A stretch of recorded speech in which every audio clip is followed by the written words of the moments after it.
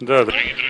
Dear friends, good afternoon. I think that we'll start our session because we have very little time, and I would like to welcome you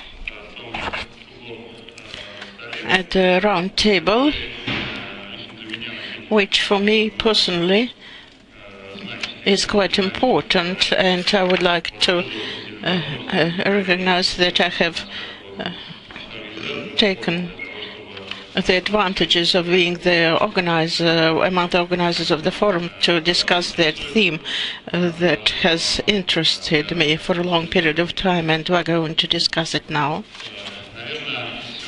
Probably today we'll take the first step, or the first legal step, to discuss the themes that traditionally are not associated with lawyers and legal profession. This is preservation of historical cities and their architectural heritage, and how this correlates with modern development, where to draw the border beyond which a renovation of the city and its modernization will end, and the destruction will start of what has been created by our fathers, grandfathers, our ancestors. And I think that now we are at a very hazardous borderline. I mean that we, residents of St. Petersburg and other Russian cities, you know that I had to accompany a number of official delegations, and with one of these delegations we have visited the monument to protectors of Leningrad under the siege, and in the museum, which is housed in the complex of that monument, we were shown how the city looked after the war. Each fifth building in Petersburg, the then Leningrad, was destroyed by the fascists. As you know, I have always been surprised how the hungry city, which has lost a great number of citizens, was able, taking its best efforts, to restore itself.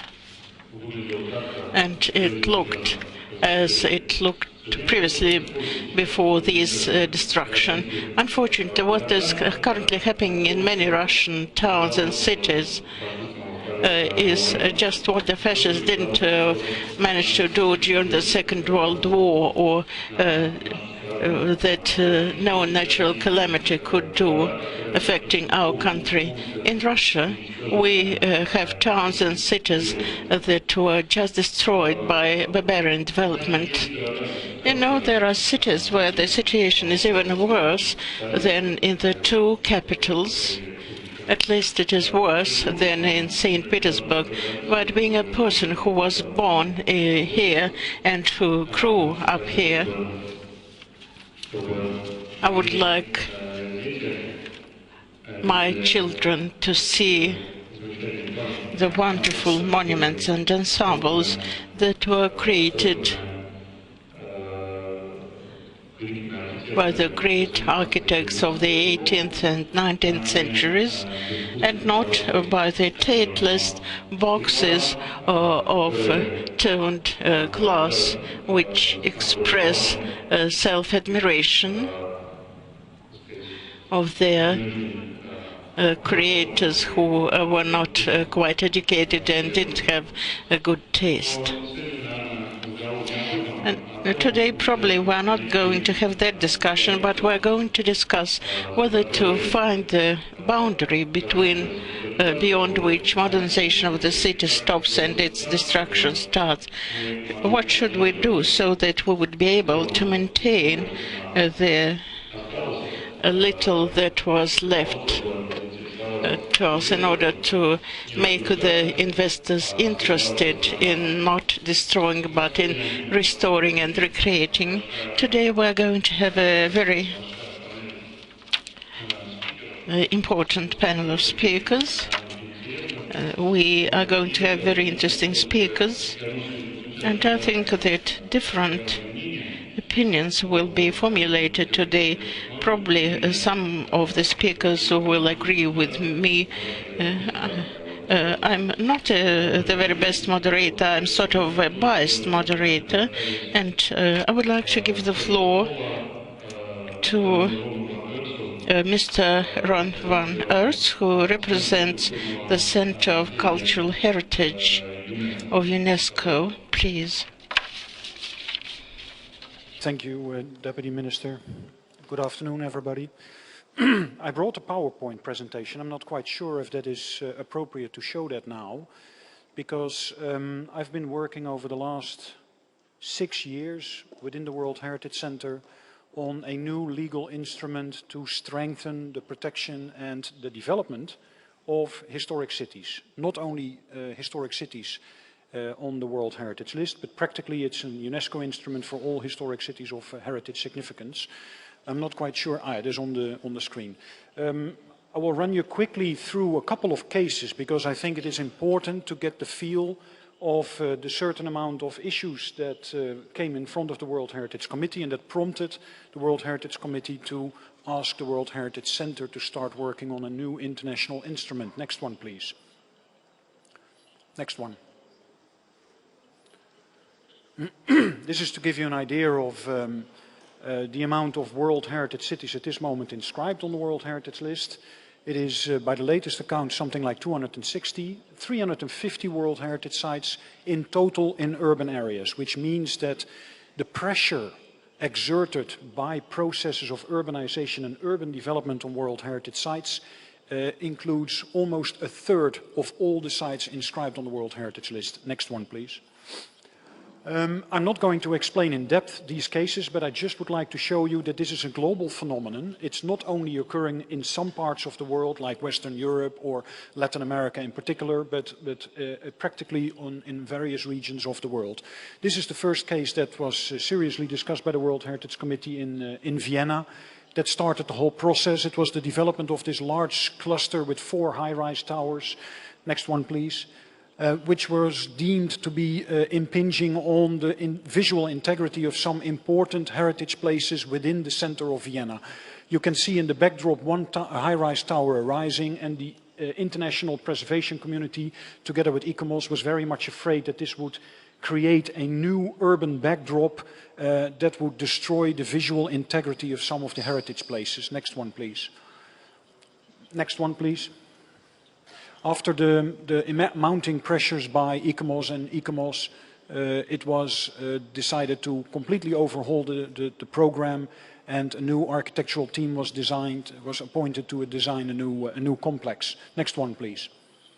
Then we had the case in 2003 of the Taj Mahal. Of course, everybody knows this very important iconic site. Next one, please.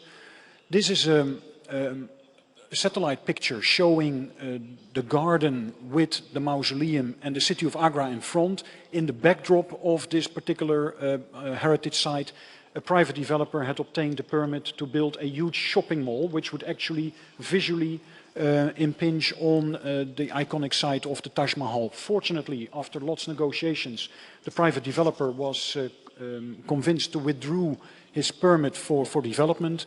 But this was again a case where the international community was confronted by projects that were implemented outside conservation areas and which raised a lot of issues for the World Heritage Committee how to deal with these particular cases. Next one, please. Now, this is a picture to show you the traditional architecture that is in Mali, in Africa, West Africa. Next one, please. This was a project that came in front of the World Heritage Committee in 2006, which shows you the design of a cultural heritage center, a cultural center in the heart of Timbuktu, opposite the main mosque of the town.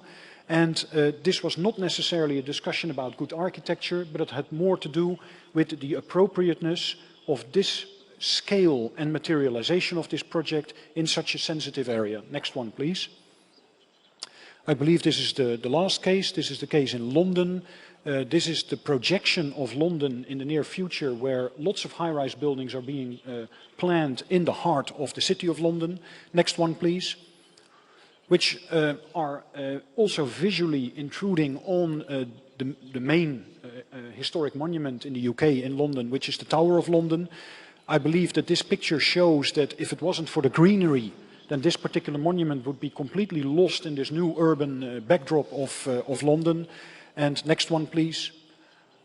The UNESCO has advocated and strongly promoted with the UK government to at least ensure that this particular backdrop, this blue sky that you see, will not be built up by high-rise towers in order to maintain this particular view of the Tower of London as it has remained for the last 800 years. Next one, please. Now, so what are we looking at in this particular set of cases? I believe it is fair to say that since the 1980s, with increasing deregulation, increasing privatization and liberalization, we have seen a change of the rules of the game as regards urban heritage conservation. 3 points I would like to mention. The first one is the evolution of the role of heritage in society.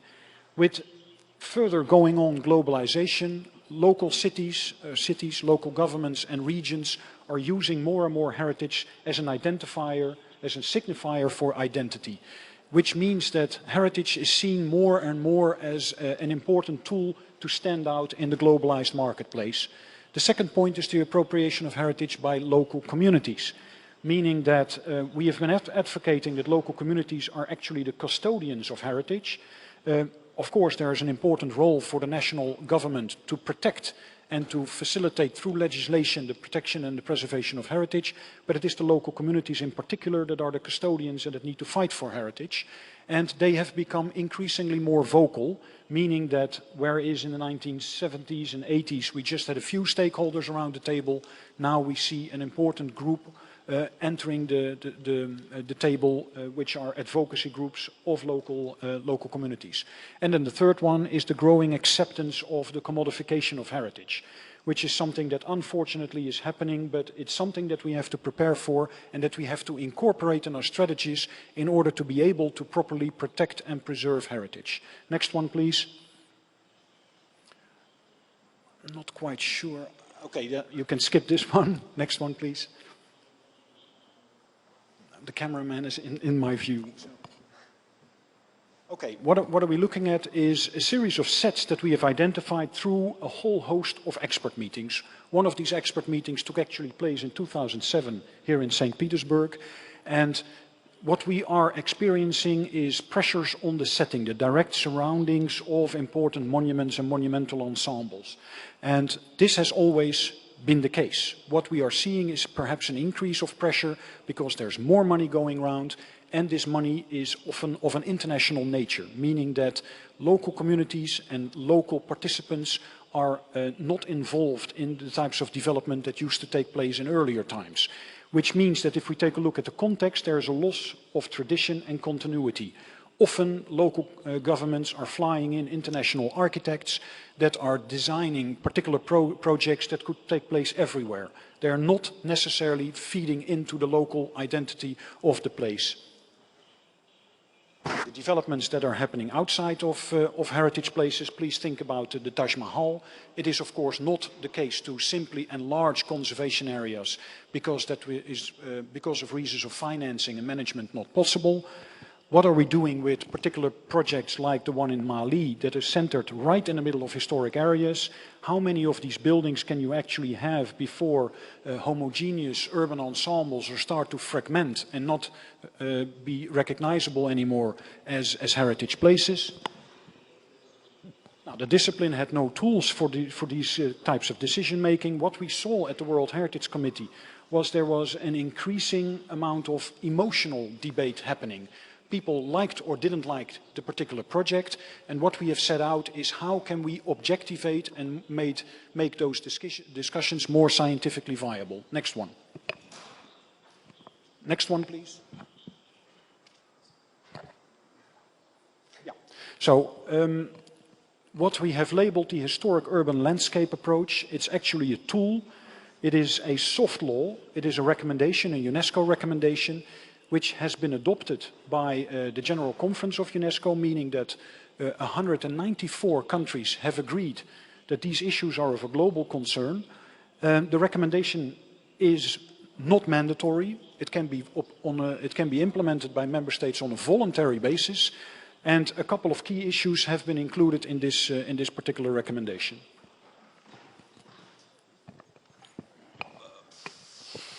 Oh, no, please go back one more. No, further?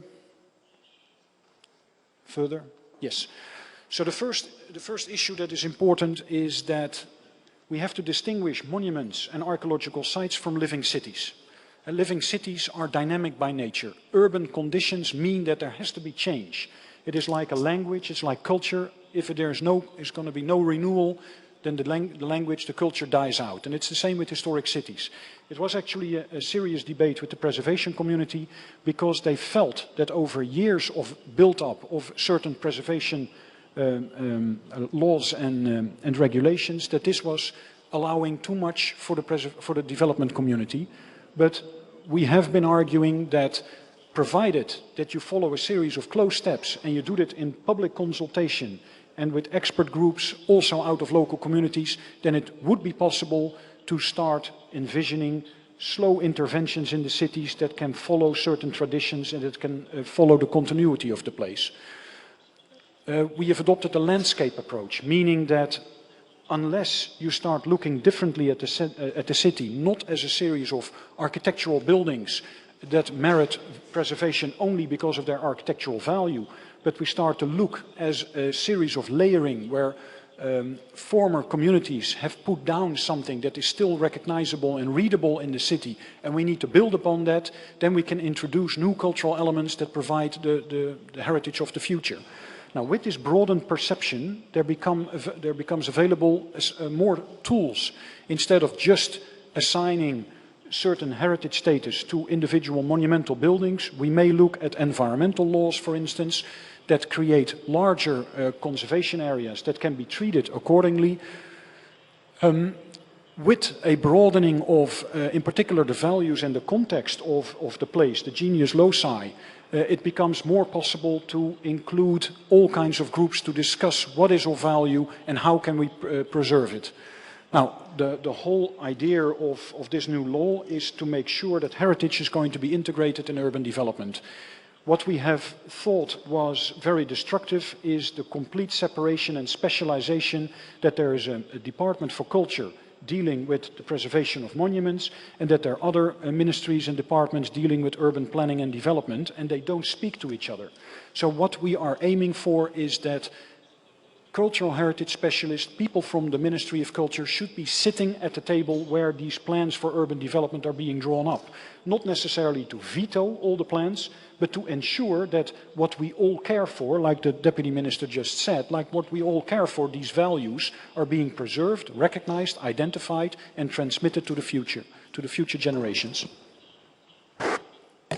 And then, of course, with all these large-scale intervention projects, the need for more social and visual impact studies. Next one, please.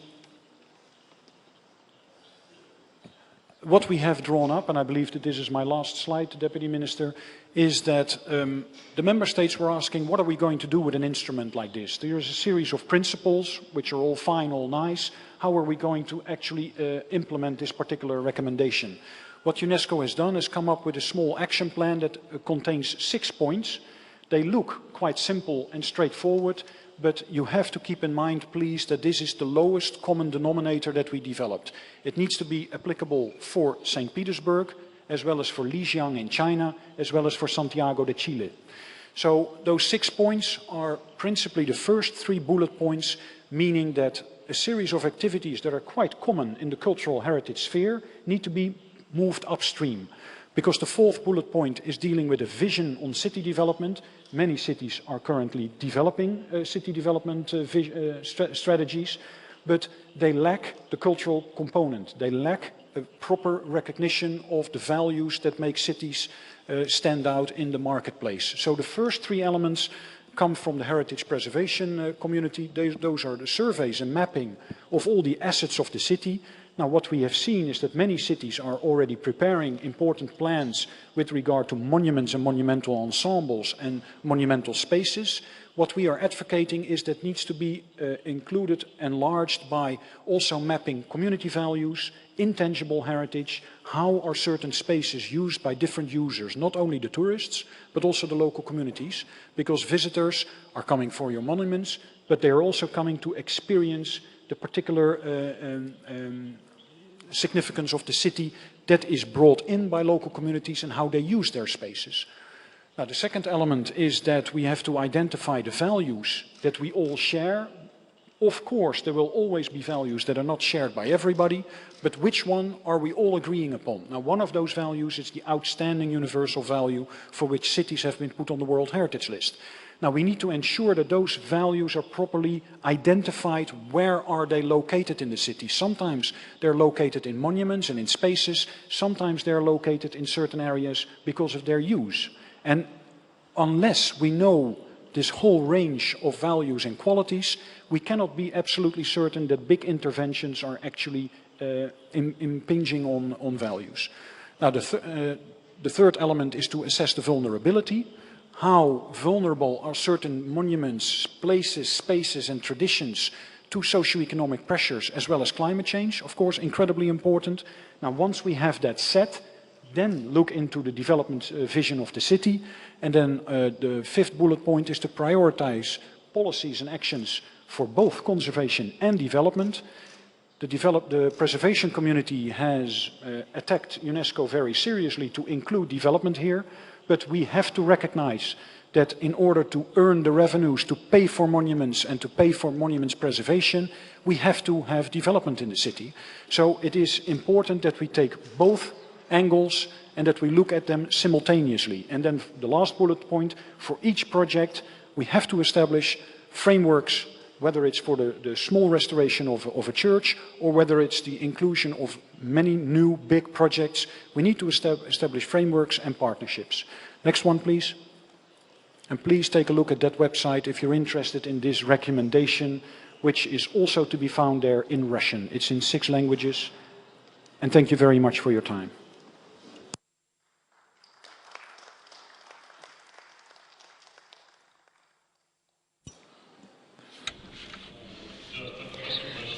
Thank you very much, Mr. van Urs. In your opinion, where is the borderline? What is acceptable in St. Petersburg? What could you say? So if you were, for example,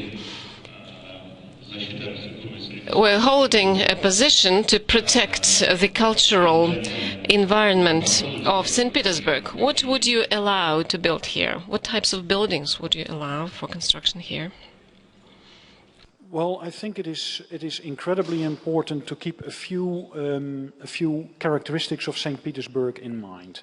The first one is that it is internationally recognized to be practically the most horizontal city in the world that still exists. If you take a look at the skyline of St. Petersburg, it is hardly being punctuated by modern high-rise towers, glass towers, which you labeled in your opening address. Which doesn't mean that St. Petersburg cannot have towers, but I think it is very important to take a look on the map of St. Petersburg and to identify those iconic views of the city that would be harmed by high-rise towers being put into the city. What we've been discussing with the local government here in St. Petersburg, as well as with the national government of Russia, is that when St. Petersburg was put on the World Heritage List, really an enormous amount of city space was protected under the World Heritage Convention and was selected for protection. And what we have argued is that it was an early nomination to the World Heritage List. If it had been done 10 or 20 years later, probably a smaller territorial area would have been chosen to represent the most iconic spaces and buildings of St. Petersburg. So although it has been a very ambitious plan for St. Petersburg to identify such an enormous territory to be put on the World Heritage List, we do not necessarily say that you have to backtrack on that particular choice, but what you should be doing is to say what are the key views more than 2 million people a year are coming to visit St. Petersburg, especially to experience those key views. And where should you be avoiding that new interventions, in particular architectural interventions that are expressed through high-rise, which are damaging those views?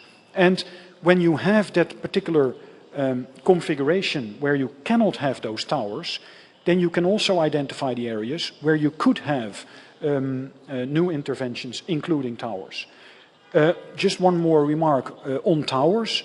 Although we recognize that it is a phenomenon of, in particular, the late 20th century, I'm not so sure if towers will continue throughout the rest of the 21st century.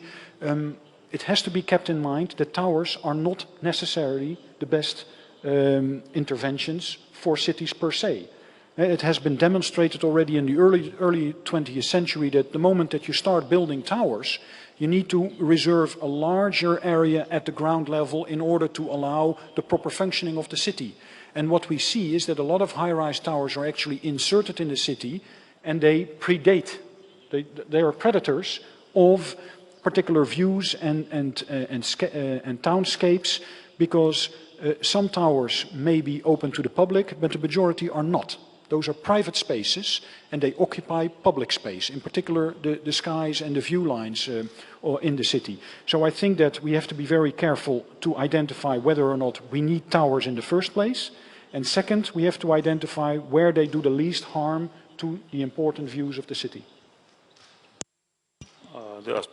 Спасибо вам большое за ваш комментарий. Thank you very much for your comment. You have spoken a lot about towers. But St. Petersburg and in other towns of Russia, they face another very serious problem. This is protection of just regular buildings, existing buildings. So now I'm very glad to give the floor to our Polish colleague, an expert from Poland.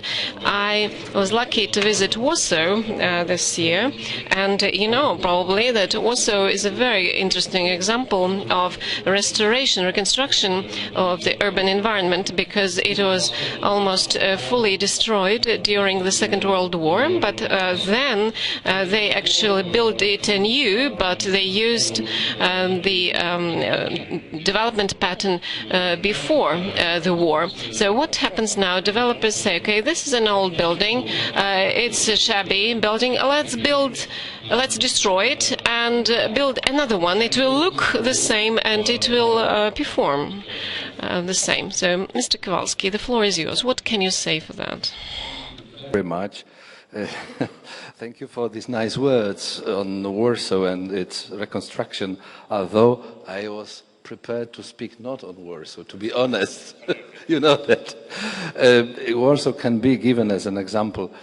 But first of all, I would like to concentrate on the meaning of the term town, because town can be seen and or understood in two aspects. First, the complex of buildings and other structures located on a certain territory. And the second aspect is a community, means people living in these buildings, towns, citizens. And very important aspect is that these two meanings of the town should not be separated, should always be treated together. Two extreme approaches as examples of the situation when this important issue was forgotten. After the war, in Czechoslovakia, they got a problem how to preserve very well preserved cities. And they decided to establish so-called towns reserves, like reservat in the sense of the forest or something else. And they adopted this policy in 1950s, declared these town reserves. Around 30 cities were declared the town reserves. And quite opposite position in Western, at that time, Western Germany. They adopted the policy, first, what is most important, not to reconstruct what was damaged or ruined after the war, during the war, but first we have to to fulfill our duties to the citizens. So on the place of ruined monuments and town historic centers, they decided to build completely new structures. And with a certain period of time, we all can see that these both policies failed. In Czechoslovakia, in 1970s, that people simply didn't want to live in these town centers because the whole importance was given to the buildings, to the material side, not to the people. So at that time, Czechoslovakian authorities decided to change completely this policy and abandon the concept of the town reserves. And the same process started in Germany already in the 80s. When basic problems were solved, people were more or less satisfied, let's say it like this, they realized that people simply like those historic centers, and they decided to reconstruct historic centers. For example, one of the earliest examples was the Hildesheim, when our authorities simply destroyed the new buildings of 50s to give a place for reconstructions. Of course, we can give many other examples, including Warsaw. This was for special, I would say, political reason, because these two examples, the extreme examples, showed the, I would say, practical factor decided on making the towns in Czechoslovakia as reserves or to meet people's need. In case of Warsaw, it was political. As Warsaw was as a symbol of Poland destroyed, our authorities told, sorry, we will reconstruct it. People were in really living in very good conditions, and the country was rather poor, but because the Germans wanted to destroy the city, our symbolic town, we have to reconstruct that. And today, we accept that. You will not find any people in Poland, any person in Poland to criticizing this decision. And another example is Bucharest.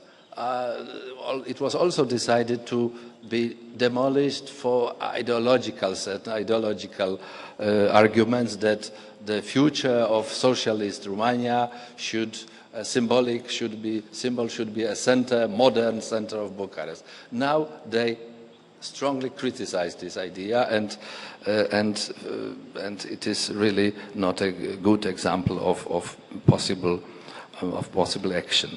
So, of course, this situation was monitored by Council of Europe, and now I would like to tell you a few words on the development in this organization. In the years of 1971 to 1992, Council of Europe organized several European symposia of historic towns, and this action was called European Campaign for Urban Renaissance. And the campaign resulted in adoption of European Urban Charter in 1992 by the Standing Conference of Local and Regional Authorities of Europe. Why this charter is important? Because in principle the charter is intended to be a compendium of guidelines covering all aspects of life in towns. And we can identify 5 basic rules in relation to historic structure of old cities. First, town centers must be protected as important symbols of European heritage. The second, open spaces and their management are important and as an integral part of town development. They decided to show that open space, which is very, I would say, vulnerable now. In our cities, new developers, they want to build their buildings everywhere. So we have to think about the open spaces, and which is really an important part of town also. The rule number 3 is architectural creativity plays important role in the making of landscape and of townscape. That means that the creativity of architects is not in principle excluded from the protection of historic town. Sometimes we have to accept that also modern architecture can be a part of historic districts, but of course under several conditions. Some of these conditions were already addressed by our speakers. Then the fourth rule is all citizens have a right to live in healthy, safe and well-regulated town environment. So once again, the human aspect of the city. And the fifth rule is future of town depends on the proper balance, and this is, I think, the most important, proper balance of use of historic centers for commercial and other purposes and for historic. And in this charter of European Urban Charter, you can also find 6 more detailed principles relating to the conservation of town centers. The first is the conservation in towns needs special, well-tailored legal ramifications. And I think I will have no time to give more examples, but for example, there are countries where you have specially adopted legal regulations for town conservation or renovation of towns, like in France, so secteur sauvegardé, or in Britain, the so-called conservation area. Certain part of the town can be declared as a conservation area, and the special rules, legal regulations, are the source of law in maintaining and conservation of this part. The same in the United States, in fact. There is a special branch of law, the historic district law. There are zoning practices that certain areas of towns, starting from early 60s. There was, by the way, the conference of the mayors of American towns who declared in 1966 the special resolution, rights of the towns to be beautiful.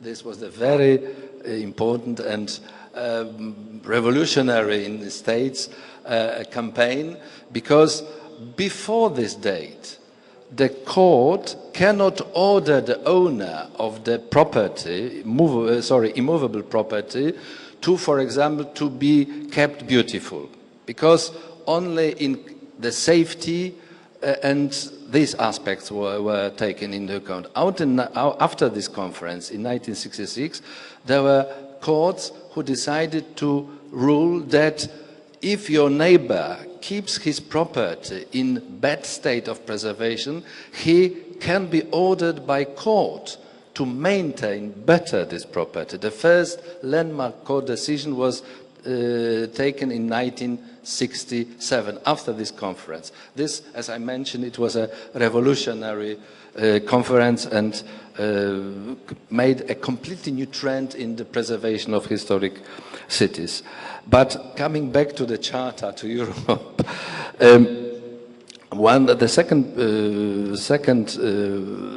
this more detailed principle is that conservation needs proper information policies. So people should be really well before informed that the town or their direct area where they live will be conserved and they will have problems with that. But if they are informed, they can think about that, they can understand and they can accept this. If they are not informed, like in Czechoslovakia in the 50s, but only imposed the new regulations, they will quite often not accept these works. Conservation is a complicated and not cheap process, so it needs proper, sometimes very original, not standard, machinery or financing and partnership. Now, again, we will not have a chance to discuss it, but in all these countries I mentioned, France or England, the legislation, you can find in legislation special tools for financing these works and maintaining of the historic districts, as well as a special partnership, for example, on what principles the private and public partnership can be involved in the protecting of these cities. The conservation needs also to to be properly performed, old and specialized techniques, masonry, carpentry. So within the process of protecting of old towns, districts, we can think about these old traditional techniques, and they should be revived or at least maintained. And the fifth principle is urban heritage must be integrated into modern contemporary life of the towns.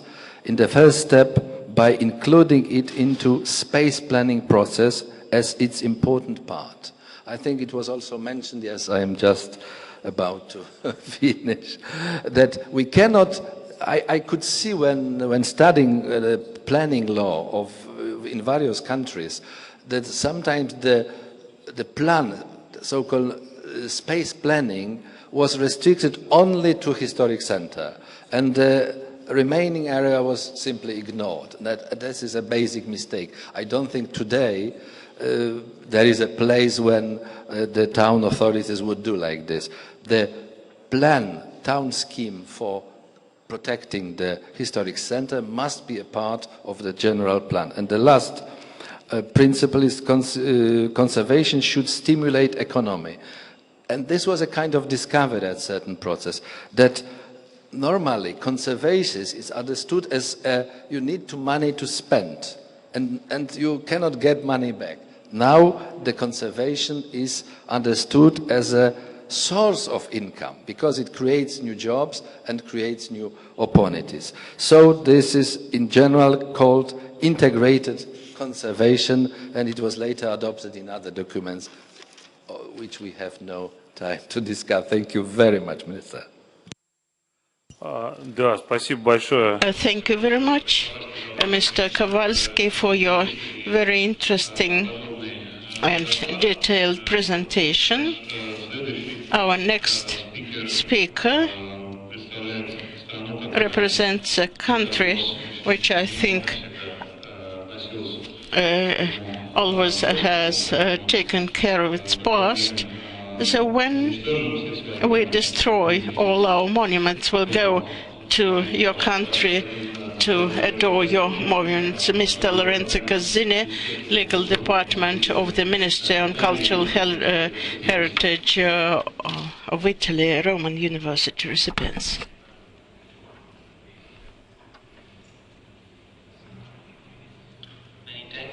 Большое спасибо, господин заместитель министра. Да, мы все знаем, что Италия имеет очень длительные традиции по охране архитектурных памятников, и наша традиция возникла много веков назад. Если мы начнем считать с того момента, когда зародилось итальянское государство, если мы не будем учитывать вот эти декреты, которые были разработаны папой до создания Италии. Когда другие страны решили принять этому законодательству, я имею в виду Испанию или Грецию, они прежде всего учитывали итальянское законодательство как возможную модель для того, чтобы охранять культурное наследие и архитектурные памятники. Но, конечно, я здесь не буду обобщать наше законодательство, потому что за несколько минут это сделать просто невозможно. Я не могу показать наши основные черты, потому что законодательные рамки возникли на основании Конституции, на основании региональных законов, на основании правил, которые разрабатывают местные власти, затем на основании ландшафтных планов, планов городской застройки. Это очень сложная система, которая основана на защите как культурного наследия, так и ландшафта. Здесь я хочу сделать следующее. Я попытаюсь рассмотреть первые два вопроса. Я имею в виду первый вопрос.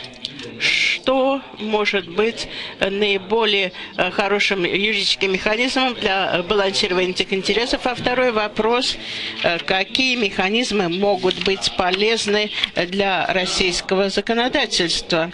Итак, я буду использовать итальянское законодательство как возможный набор инструментов для того, чтобы показать, чему может наш опыт научить другие страны. Конечно, это не означает, что у нас имеются только хорошие примеры.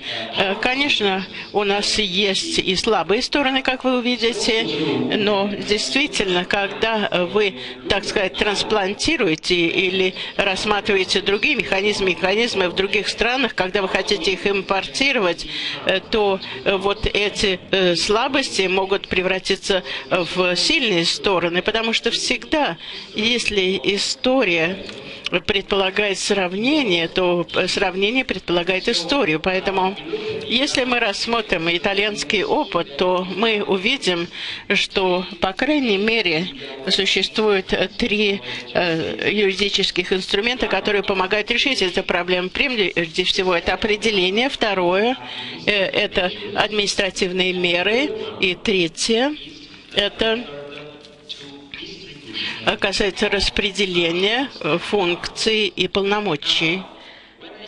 Теперь, когда я говорю определение, я имею в виду, что отправной точкой является четкое определение того, что мы имеем в виду под архитектурными памятниками с юридической точки зрения. И это означает, что мы должны быть готовы не принимать только какое-то одно определение, которое может охватить все возможные интересы. Мы должны быть готовы принять несколько определений. И это уже происходит на международном уровне. Если вы, допустим, посчитаете примерно 10 различных определений культурного наследия в зависимости от интересов, от целей. Если мы посмотрим на Италию, то вы увидите, что касается архитектурного памятника, прежде всего мы найдем, по крайней мере, 2 основных определения. Первое – это культурная собственность и какие-то отдельные здания. Допустим, есть какое-то отдельное здание, которое юридически может быть объявлено как культурная собственность или автоматически может стать такой культурным объектом. Это зависит от того, частное это здание или находится в государственном владении. Второе определение – это определение, которое взято из ландшафтного права. Есть тот факт, что у вас может быть группа зданий, и здание, которое мы определили как культурный объект, участвует в этой группе зданий. Это определение как ландшафтный актив. То есть это какой-то участок, включая эти здания. Но есть и другие определения, которые дают при городской застройке. И местные власти могут принять какое-то другое определение для архитектурных памятников, для того, чтобы их охранять. В результате этого, поскольку с 1940-х годов прежде, за 30 лет до того, как был создан Комитет по культурному наследию ЮНЕСКО, мы рассматривали такую тройную систему охраны в системе закона об охране. Система, которая была направлена на охрану одного здания, ландшафтная система, как защита, охрана актива или охрана группы зданий, участков или площадок, и система закона, градостроительного закона, когда мы защищали какие-то городские объекты, как то, о чем говорил профессор Ковальский. Это первый элемент определения. Конечно, он четко связан со вторым определением, с административными мерами, потому что каждое из этих определений основано на различных административных мерах и приказах. То есть, если вы имеете дело с культурным объектом, необходима декларация о культурном объекте, необходимо нотариальное удостоверение, если вы хотите внести какие-то изменения. Но этого недостаточно, потому что как только вы перейдете к ландшафтному активу, необходима декларация государственного интереса, и затем необходимо разрешение, если вы хотите внести какие-то изменения. Но это недостаточно, вам необходимо разрешение. Вы если вы думаете о каком-то изменении в этих зданиях, и необходимо разрешение, которое дают вам местные органы власти. В результате вы видите, и это касается уже последней проблемы, что для того, чтобы охранять здания, итальянское законодательство разработало систему множественных определений, множественных административных мер. И когда мы достигаем последнего момента распределения функций, распределения полномочий для того, чтобы использовать эту систему, различные функции распределены среди различных государственных единиц или на различных уровнях управления. Поэтому в Италии у нас есть система множественных ключей. Если вы хотите открыть, допустим, ворота, что для того, чтобы каким-то образом преобразовать архитектурный памятник, вы должны использовать не один ключ. И эти ключи даются различным сторожам у этих ворот. Ну, например, есть ключ культурного объекта. Это ключ, который имеет только Министерство культурного наследия. Министерство объявляет этот объект как культурный объект, и Министерство дает разрешение на изменение этого здания. Затем второй ключ – это ключ, который касается ландшафта. Этот ключ находится в руках Министерства, но, однако, также и в руках регионов. Поэтому у вас есть как государство, как и регионы, которые объявляют о своем интересе к этому ландшафту.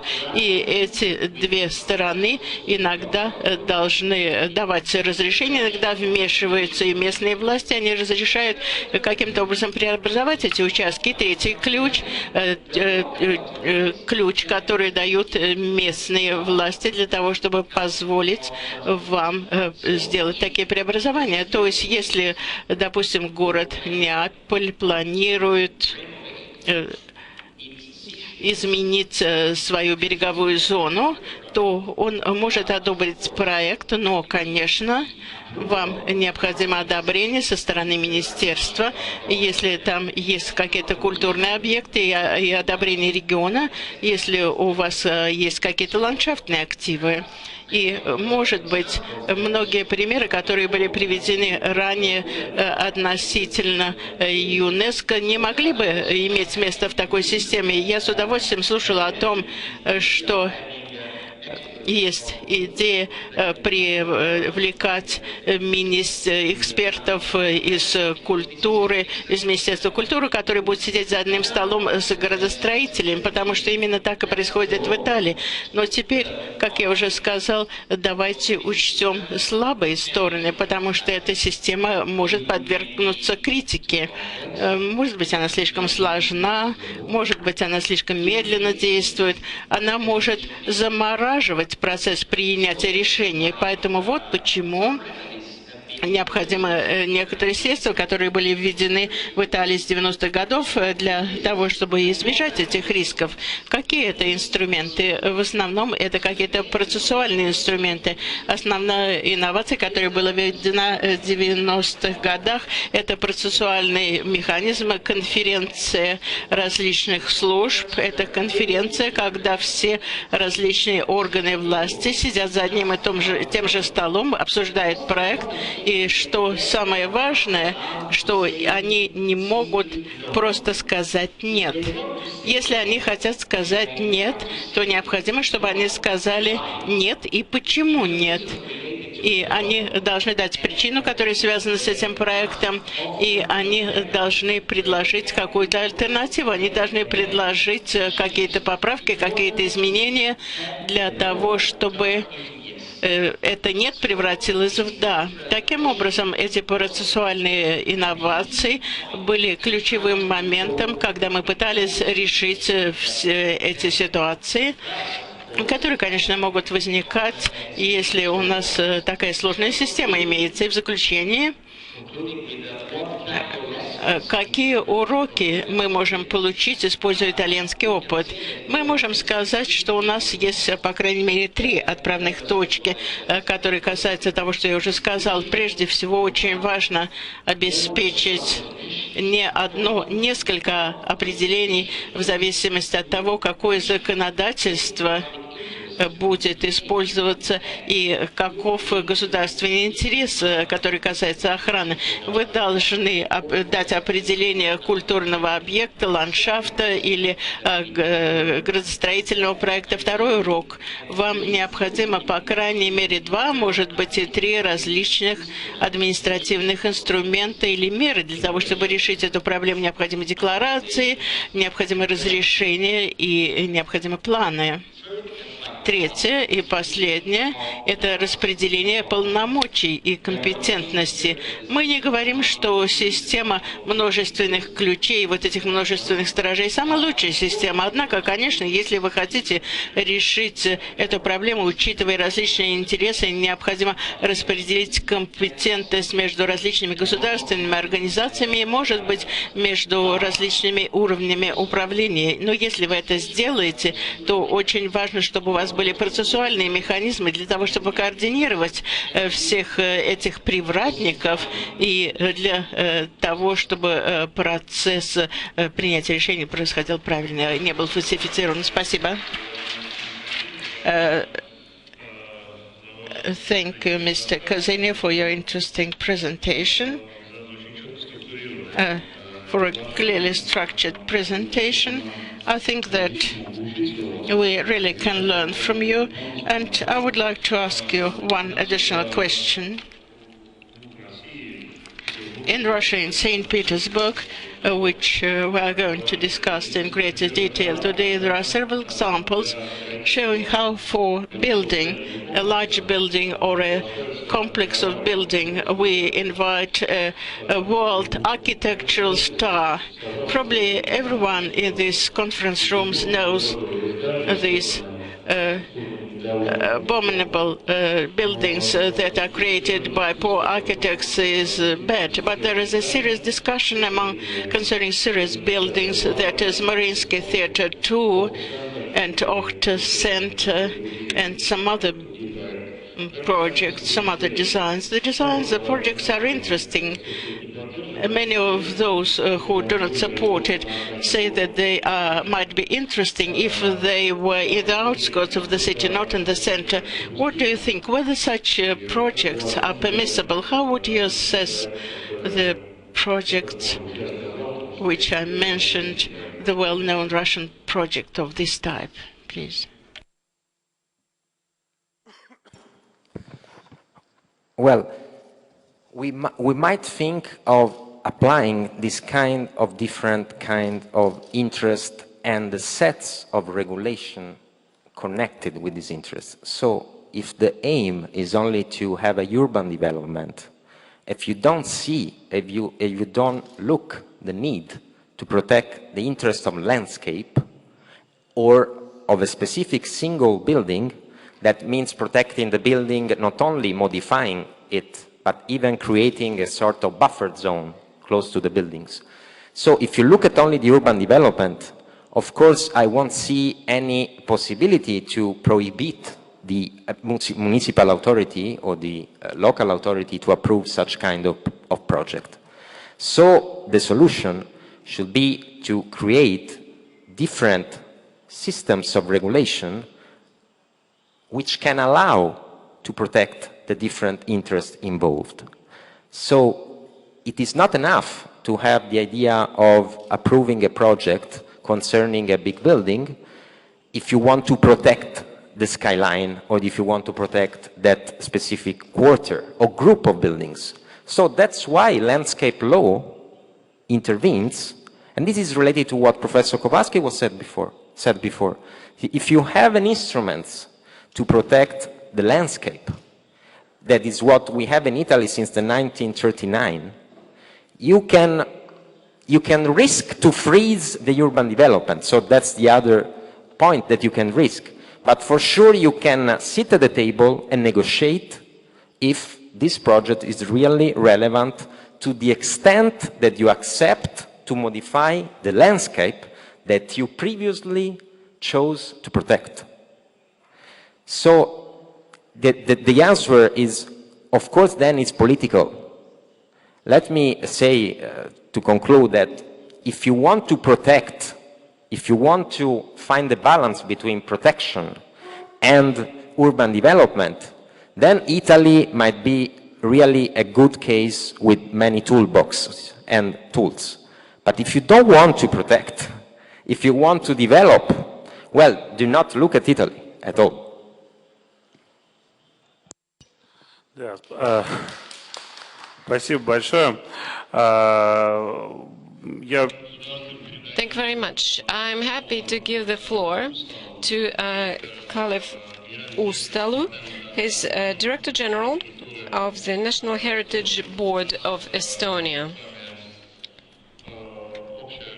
We used to have a common past. We used to be one country, and it is extremely interesting for us to hear how different your present is from what we are having. I have only one request to all our speakers. Unfortunately, we don't have much time left, so could you please be brief and speak to the point? So, Mr. Uustalu, the floor is yours. May I ask the technical team move a little bit the screen, because I can't see.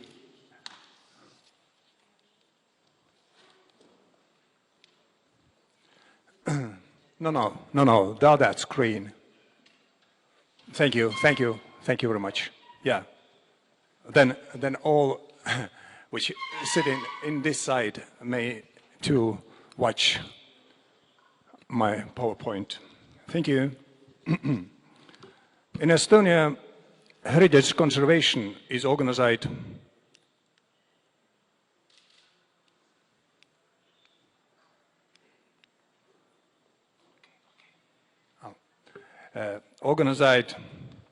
by the Ministry of Culture, the National Heritage Board, and the rural municipality and city government.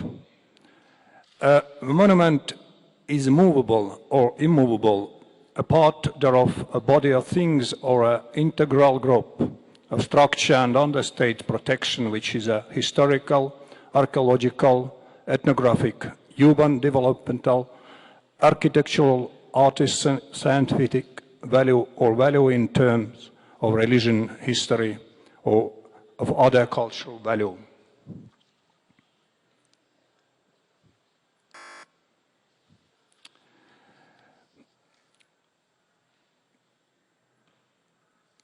Monuments, a thing is destination as an immovable monument, and the destination of the things as an immovable monument shall be reverted by a directive of Minister of Culture based on the expert assessment of the National Heritage Board and a proposal from the Heritage Conservation Advisory Panel. The expert assessment of the National Heritage Board and the proposal from the Heritage Conservation Advisory Panel shall be introduced previously to the owner of thing or an immovable monument. Monuments are movable monuments or immovable monuments according to the classification of things as movable and immovables. The following things and bodies of things may be immovable monuments: the sites of ancient, medieval and modern settlements, fortress, refuge, places of worship, burial grounds, ancient fields, etc. Civil, industrial, defense and sacral buildings, ensembles and complexes.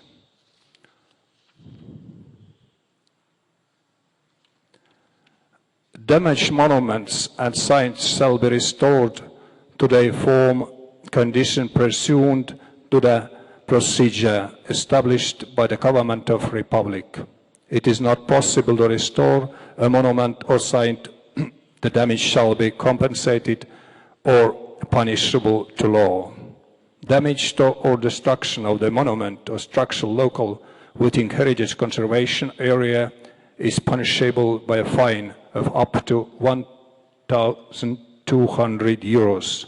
The same act, if committed by a legal person, is punishable by fine up to 32,000 euros. Immovable monuments can be transferred from the initial location to a suitable location if preservation of the immovable in the present location is endangered, and TRB, the preservation of the immovable monument is ensured. Cost related to transfer of an immovable monument shall be borne by the owner of the immovable monument. Historical settlements, parts thereof, and sites of cultural value which have developed under the joint influence of natural phenomena and human activities are eligible for designation as heritage conservation areas. A heritage conservation area may consist of immovable monuments or immovable monuments and other things, which together with the site natural feature, the street network, blocks of house and arrangement of plots constitute of cultural valuable whole. Heritage conservation areas shall be designated or the proposal of the Minister of Culture by the Government of Republics. Upon designation of heritage conservation areas, the Government of Republics approves the statute of the historical conservation area, which provides the boundaries of the heritage conservation area and its protection zone, specifies the requirements and the restriction applicable in the heritage conservation area and its protection zone, division of the task between bodies organizing heritage conservation.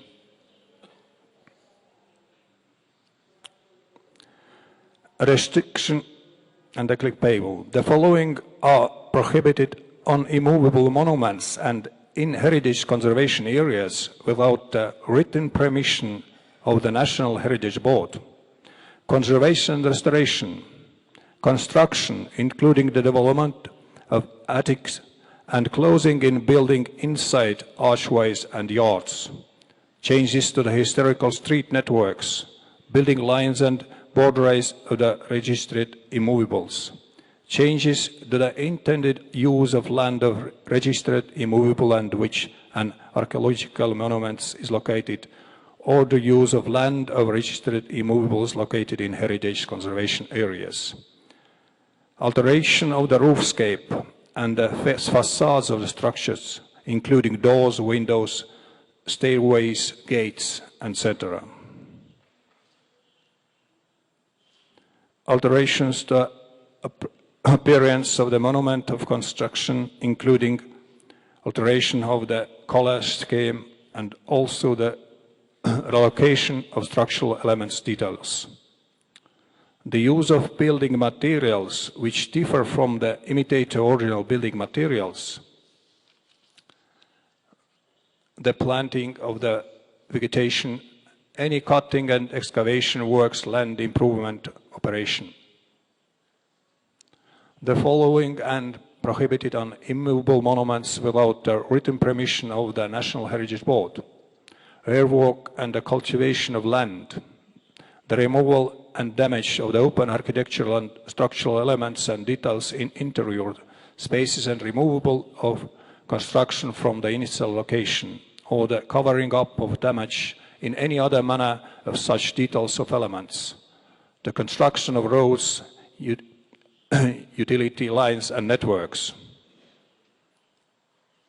Construction, conservation and restoration in heritage conservation areas shall be carried out and the building materials to be used shall be selected taking into the consideration the architectural and historical value of the structures and the heritage conservation area.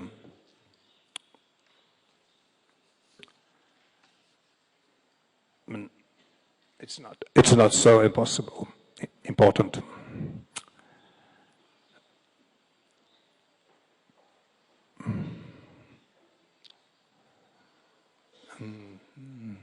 In order the protected immovable monuments and heritage conservation areas, protected zones shall be established. Why is something is not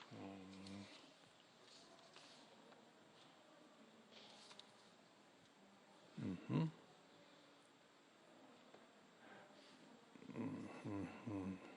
Was to ensure that sorry.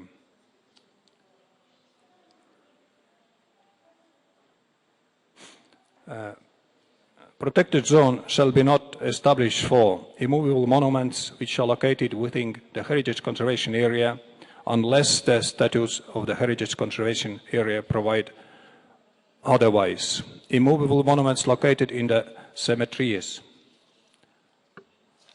The following are prohibited within the protected zone of immovable monuments without the written permission of the National Heritage Board.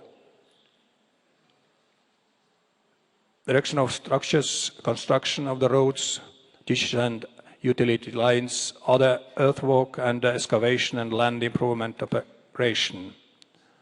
Close out the observability of the immovable monuments. The extent of the protected zone of heritage conservation area, requirements and the restriction applicable thereof shall be established in the status of the heritage conservation area. The protected zone of heritage conservation area can be divided into parts with different scope of restrictions. Estonian Heritage Act was last modified on last year of 1st of June. And thank you.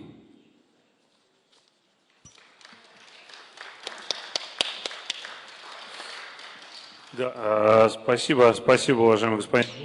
Thank you very much, Mr. Upsalu. Yeah, I saw a lot of interesting things. Yeah, I think there's a lot we can learn from you, but I would like to ask you a slightly different question. In our countries, we have quite similar conditions, climate conditions, weather conditions. A business environment is quite similar, I think, because of that common past. Our developers, when they try to add 8 stories to the existing 3-floor building, they say that they cannot afford fewer stories because it's not profitable otherwise. But how comes that it is possible in your country? So is it profitable to reconstruct, to restore an architectural monument in Estonia? You know, I should say that the restoration of older buildings is always more expensive than construction of new buildings. But on the part of the state, we support and we provide certain financing to protect those old buildings. And owners of those buildings, they also have to contribute into this process. But the only thing I can say is to reconstruct is always more expensive than to build. But it is a matter of high prestige to live and to operate, to work in historical buildings, those that have historical value. Okay, thank you very much. But the mechanism itself, the co-financing, co-financing with the state, yeah, this is very interesting. Yeah, so I think we could discuss that later after the session. Thank you very much for your presentation. And now a couple of speakers from Russia. So we would like to see what is happening here in Russia. And now I'm going to give the floor to the person who actually revolutionized the vision or the attitude towards how cities should be protected.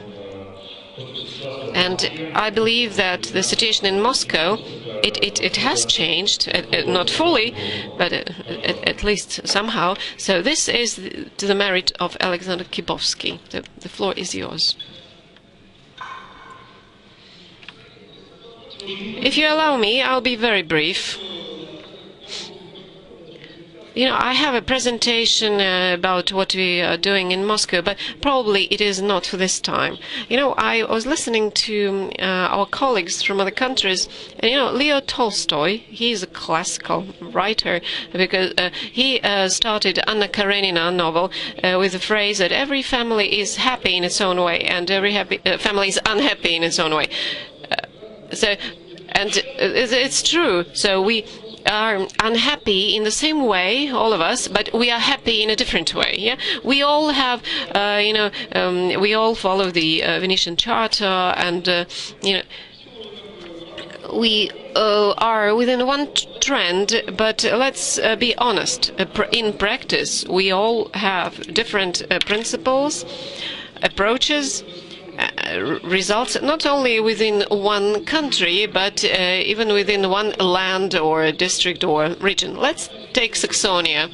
So there's one story about Meissen. Yeah, it is a UNESCO cultural heritage town, and another story is Dresden. So if in Moscow we had something like what they are doing now, the military museum. You know, Dresden was completely ruined, but the arsenal, the historical arsenal, you know, stood during the war. But now they are going to, you know, to take it away, and there will be a glass structure. And as for Italy, you know, again, one story is about La Fenice in Venice or San Carlo, but what about Milano, La Scala? But although you are all followers of Cesare Brandi, and they all went to the same universities, but if we are here all together at this legal forum, you know, it's not just a matter of having common principles, but we need to have similar regulatory norms. Let's be honest. Okay, the moderator, he said that he's a biased one, and that's why I love him for that. So he is very helpful. But even in the West, you know, the political decisions are very pragmatic. So we cannot believe that, okay, they are in the golden age and we are not. What about Dresden? What about the bridge in Dresden? Yeah, they do have a bridge, but they are not part of the UNESCO heritage list now. What about Reichstag in Berlin? So we see that haven't, no, not in that historical form, but when the Berlin Zeithaus, they added the storage space, and there were protesters and the station, yeah, Berlin station. We all saw that on TV, but you know, there's no more old rail station. So political decisions are always pragmatic. But we need to understand, and this is our concern, how can we, and you know, I studied Western experience, this is really interesting, and what we have introduced now in Moscow, you know, the rental payment is just 1 ruble per year, but they have to restore those buildings. So there's a lot of specific national elements that we need to consider. Let me explain. In most foreign states, which has also been discussed, federal laws at the level of the whole country concerning conservation of monuments is declarative. It determines the principles. As to the specific laws, they are related to the legislative documents of regions and municipalities. With us, the situation is reversed due to total mistrust to the regional authorities. That is also quite grounded and understandable. Due to these reasons, if we want to this sphere to details is regulated by the federal legislature until Act 73 was adopted and all the Soviet legal base was cancelled. But in this legislative act, actually, there is no procedure of implementation of the document, so each region is doing what he thinks reasonable to do. Hence, the subjective approach. If we're subjective, we have certain gaps where anything can be done. Secondly, which is even more important, the legislator adopting certain norms didn't take care of providing them with relevant resources, including funding. For instance, in Moscow region, Borodino field is being built in Arkhangelsk. They remove some land plot. What can Mr. Fedul do? If he has own 12 employees in Moscow region? This is a question to the Minister of Culture. How much budgetary funds you have to work with protection zones, with monuments under the program, The Culture of Russia? No microphone. And this is the federal target program, Culture of Russia. I will give an example. The Urban Moscow program adopted by the mayor for regulations related to the city center at the minimum rate is 438 million for 5 years. We have to work for 5 years to do everything. And here 50 millions are used to cover the whole country, so we shouldn't be surprised. We mentioned different maps and different schemes of protected zones issued in 70s, 80s that were drawn in pencil without association with the territory. And they haven't been approved by anyone. So it is not surprising that now, when we are actively developing land plots and these documents cannot be used even during the court proceedings, and the legislator takes new decisions that protected zones according to the land code are not subject to live fixing. Even more money is needed in order to compile such map for each land plot. And if these regulations cannot be implemented, they will never be observed. This is the result of the faults of our legislation. Another important aspect. I have a lot of materials for rich theme. As regards the state, we're speaking about development. Development might be different. Not all of them are robbers. We have even good examples. For instance, Malavetrovka 18 of private investor invested $35 million. There are some other examples. And how does the state behave? For instance, Moscow Kremlin, inside the Boulevard Ring, the head of that public movement is present here. You cannot object, because whatever you talk, someone, the State Museum wanted to build up the Borodino Hill, and our citizens are against the public museum named after Pushkin, and the Lenin Library wanted to construct 45,000 meters. Who wants to demolish Comich House, Moscow State Conservatory, and so on and so forth? So the question is, if all of us want to protect monuments, but we have to solve all the questions individually. When someone can solve something individually, as you understand, probably someone else would be able to take a similar decision. Where is the example of the state? The state has to set an example of observing the observation and legal norms. Probably we'll have to start with ourselves. Otherwise, Tenev School, for instance, they wanted to demolish a house in Chiste Lane, and I'm pressed. Why you don't like Tenev School? I like Tenev School, but the house should not suffer. And probably you shouldn't proceed like that. And I'm becoming a witch in the city, not only for the investors, but for the budgetary institutions. And that is highly critical, because if we do not observe all the legal norms which are accepted at the level of the public institutions, we don't have to set the examples. We shouldn't speak about the investors. This is not correct. If you can do something, you cannot do something else. As to the private sector, it is with great interest that I listened to the speakers. Such legal aspect was omitted as the interaction between the state, conservation of monuments, and private individuals. Let us be honest, when we're speaking about the maps, when we're speaking about restrictions, no one voluntarily would like to conserve the monuments here. Of those who can do it, who can take money and give, for instance, $35 million, alas, if it were possible, each time these questions are related to coercion, not to goodwill. Therefore, we are looking for some market mechanisms to provide the incentives and to attract the people.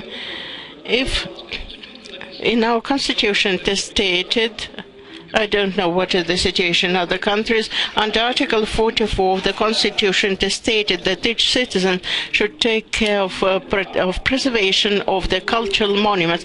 That is his duty, not his responsibility, like paying taxes or serving in the army. For instance, there is a residential housing, which is a monument, and the residents come to us, and we try to analyze. I have one question.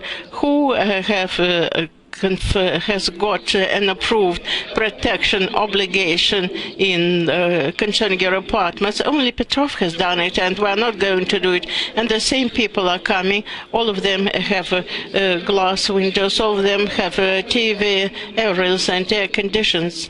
There are people who are sort of mediators related to cultural heritage, but they mostly take care of their interests. In our legislation, the situation is quite strange now concerning the civil code that will be discussed on Saturday. The main mechanism of interaction between the state and the citizen is the so-called protective obligation, which we inherited from the Soviet time. Now it has got the status of an agreement for the information. Each fourth protective obligation is based on coercion via the prosecutor's office or the court of law, and each fifth of them is not implemented. We are just trying to catch these people. I envy my colleagues in Venice. They won't be running after the hotel owners. They will sign an orders, put on the gate, whoever will be in that building. Each person in the building has to observe the norms that were ordered. If someone doesn't like something, can go to the court of law, and you have to prove it because the position is stringent. In Spain, Carabiniers are doing it. Protection of monuments is done by the Carabiniers court and prosecutor's office. Our inspectors are just drawing up papers to pay the fines. And I think that we have to pass on to unilateral procedure of concluding protective orders, and we have to determine the requirements of servitude requirements. We have submitted the proposals to the Minister of Justice, and they have heard us. But as is the key issue, if we manage it, will reform the strategy concerning conservation of monuments.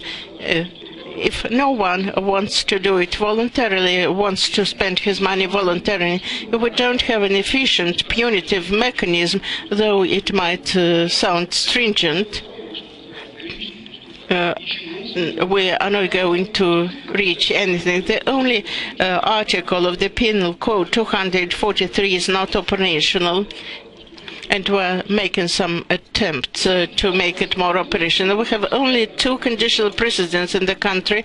One case was in Yakutia, the other one was in Yaroslav region. The administrative fines, but the fine was 30 to 50,000 rubles.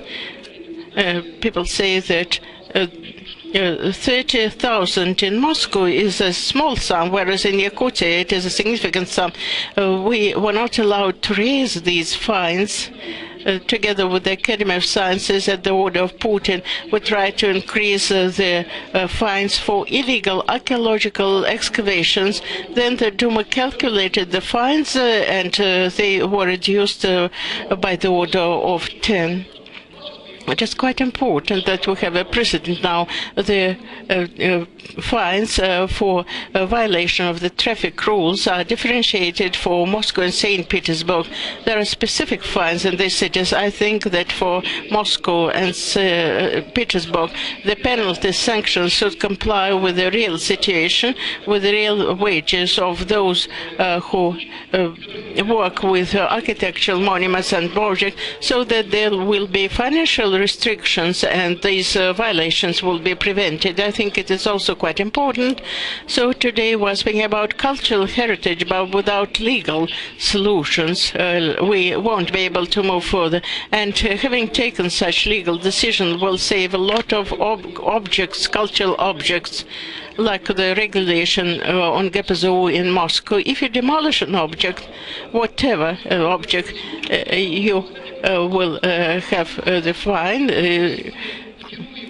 complying with the cost of the building. For the first time, we had May holidays in Moscow where bulldozers were not working, no excavators were moving. That is the first time in the last 15 years. And I hope that what was adopted was not the last measure along that trend. Thank you. Thank you, Alexander. You revived our discussion.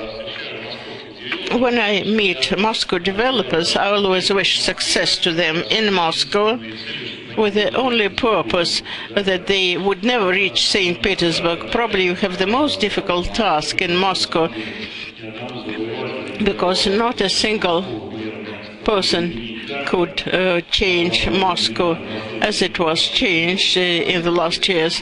One statistical figure for the last year: within 15 years in Moscow, the number of the new buildings constructed was similar to that constructed during the Soviet period. Probably their number is even higher. Unfortunately, we couldn't visually show the heroic deeds of the Moscow developers. When you leave the hall, you will see a small photo exhibition dealing with the works of St. Petersburg developers, and I'll try to show the most brilliant examples of such work, including those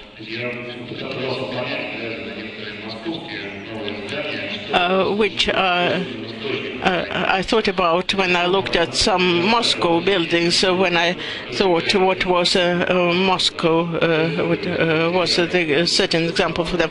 For instance, until I saw a child who was playing wooden cubes. Modern architects build buildings that are quite similar to those wooden cubes with which the children play. Igor Metelsky, Vice Governor of St. Petersburg, will take the floor. He supervises different property and issues related to land property and so on. Thank you very much. I agree with Alexander Vasimich by almost 90%, because he's a person representing the regional authorities. I think there is a certain contradiction. On the one hand, you have to prohibit everything. On the other hand, we have to provide the incentive. We should do both. We have should have more stringent sanctions for the infringers, but the rules of the game should be more transparent so that it would be possible to invest money. There was a tendency that the greater the number of monuments, the better. But the greater the number of monuments, the more money we will need. If we do not invest money, they will be destroyed. Today, we understand that the state cannot allocate this significant amount of money for the monuments. Previously, we had a statistic concerning the monuments that we were losing each year because they were destroying. Without creating the second mechanism, we won't be able to move further. Will O'Neill, we have to understand that for a megapolis, primarily, the ratio between the development and preservation should be found, because You just can adopt a wonderful law stating that there will be no other crisis, but the crisis will come sooner or later in a certain sphere. And the same here. We can say that we won't be developing anything, and that is a major illusion. I liked the experience of the colleagues. We have a certain gaps in our legislation. The legal norms are not specific enough. We have a certain panacea now that is used to replace everything that is called state expertise or expert assessment. I don't negate the necessity of the state expertise, but sometimes it substitutes the legal norms. You just conduct an expert assessment and you determine certain rules. Someone doesn't like that expert assessment, he goes to the court of law and the judge sits there and there is no legal norm. He orders the third expert examination and he takes the decision proceeding from the socialist or capitalist law legal consciousness. How is it possible to invest money in this country? Taking into account negative and positive examples, either by the state or by the investors, well, we have both positive and negative examples, because the law is not operational in the country. You have to understand what is a cultural object. We have to take a lot of efforts in order to create a clear set of criteria that will be understandable to both parties, so that this would be applied adequately. I spoke to my colleagues from Estonia, though probably I wouldn't like everything which they have. And our colleagues in Italy, if they have a protected landscape, if we're speaking about the historical aspect of the cities, stating that we are protecting each historical monument and the set of monuments, but also some objects of natural landscape or urban landscape, we have to find the legal norms that would clearly record everything, and we won't be able to have a dual interpretation. And therefore, in my view, this is the two main challenges are the role of the expert examination and the role of the legal norms in legislation on protection of monuments. As to the other component, in our legislation, the law of monument protection, we have protected areas and historical settlements. We have been discussing it with the State Duma.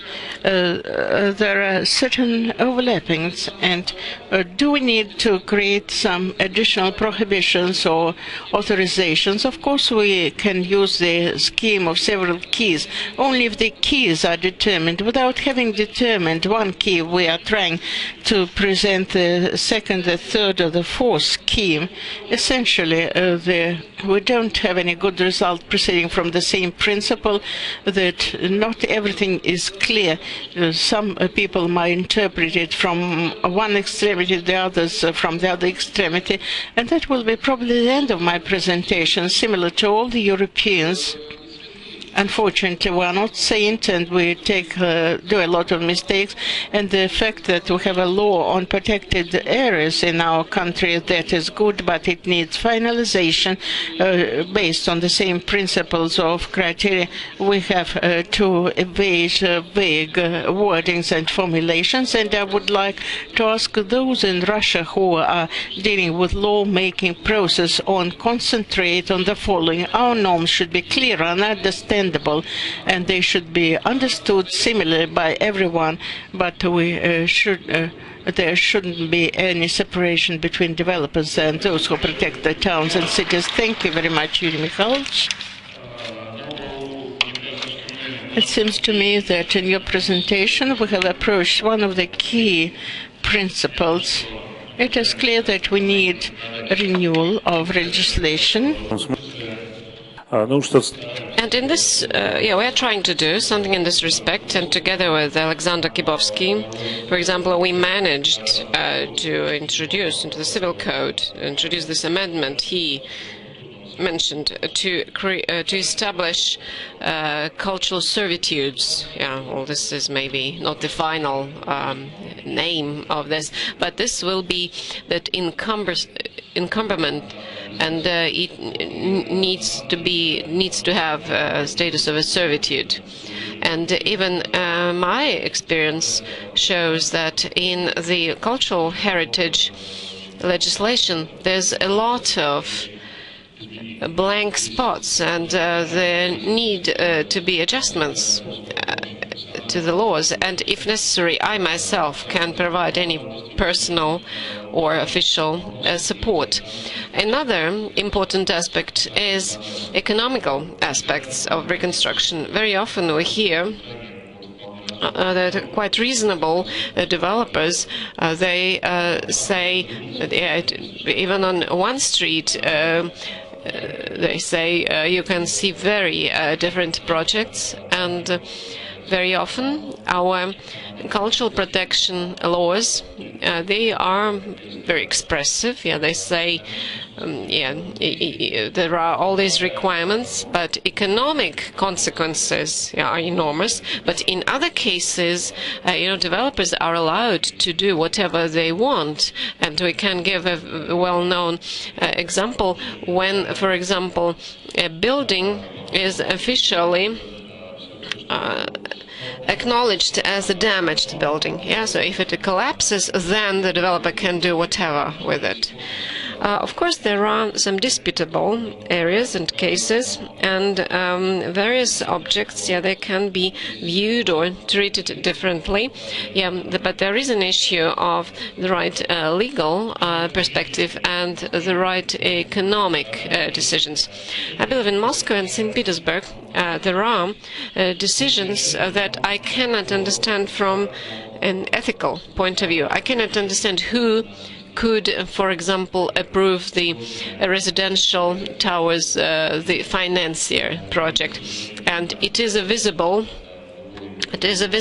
project from any central bridges.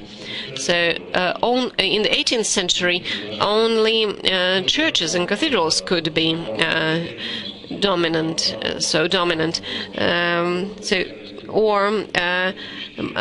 Moika River 74. So who could allow construction of 8-story building there? What about Renaissance Plaza shopping center on Vladimirsky Square? So even non-professionals can see that. So they have serious questions in relation to approval of those projects. So we have met many times, and really I greatly respect you personally and your professionalism, but could you please tell me how comes? So how could it be possible? So because it's a mystery to me. Well, I believe that we can ask similar questions about any single town in Russia. So, St. Petersburg is very visible, because of this culturally protected central part. Definitely, for all of those projects, people who approved, fortunately and unfortunately, so we know who did that, who gave those approvals. The problem is largely a regulatory problem. At a certain point we moved away from the Soviet system, and a certain freedom, market freedom was established, and this brings both benefits, but we also got disadvantages and weak points.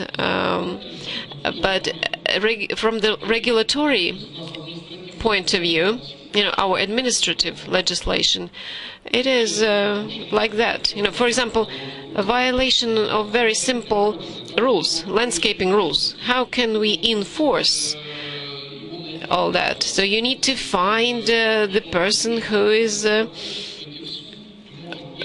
to blame, and then there's a lawsuit, but then in a year maybe there will be a little fine to be paid, and that's it. But the Western administrative system is very good. Yeah, so the whole lawsuit lasts 5 days. So we lack this.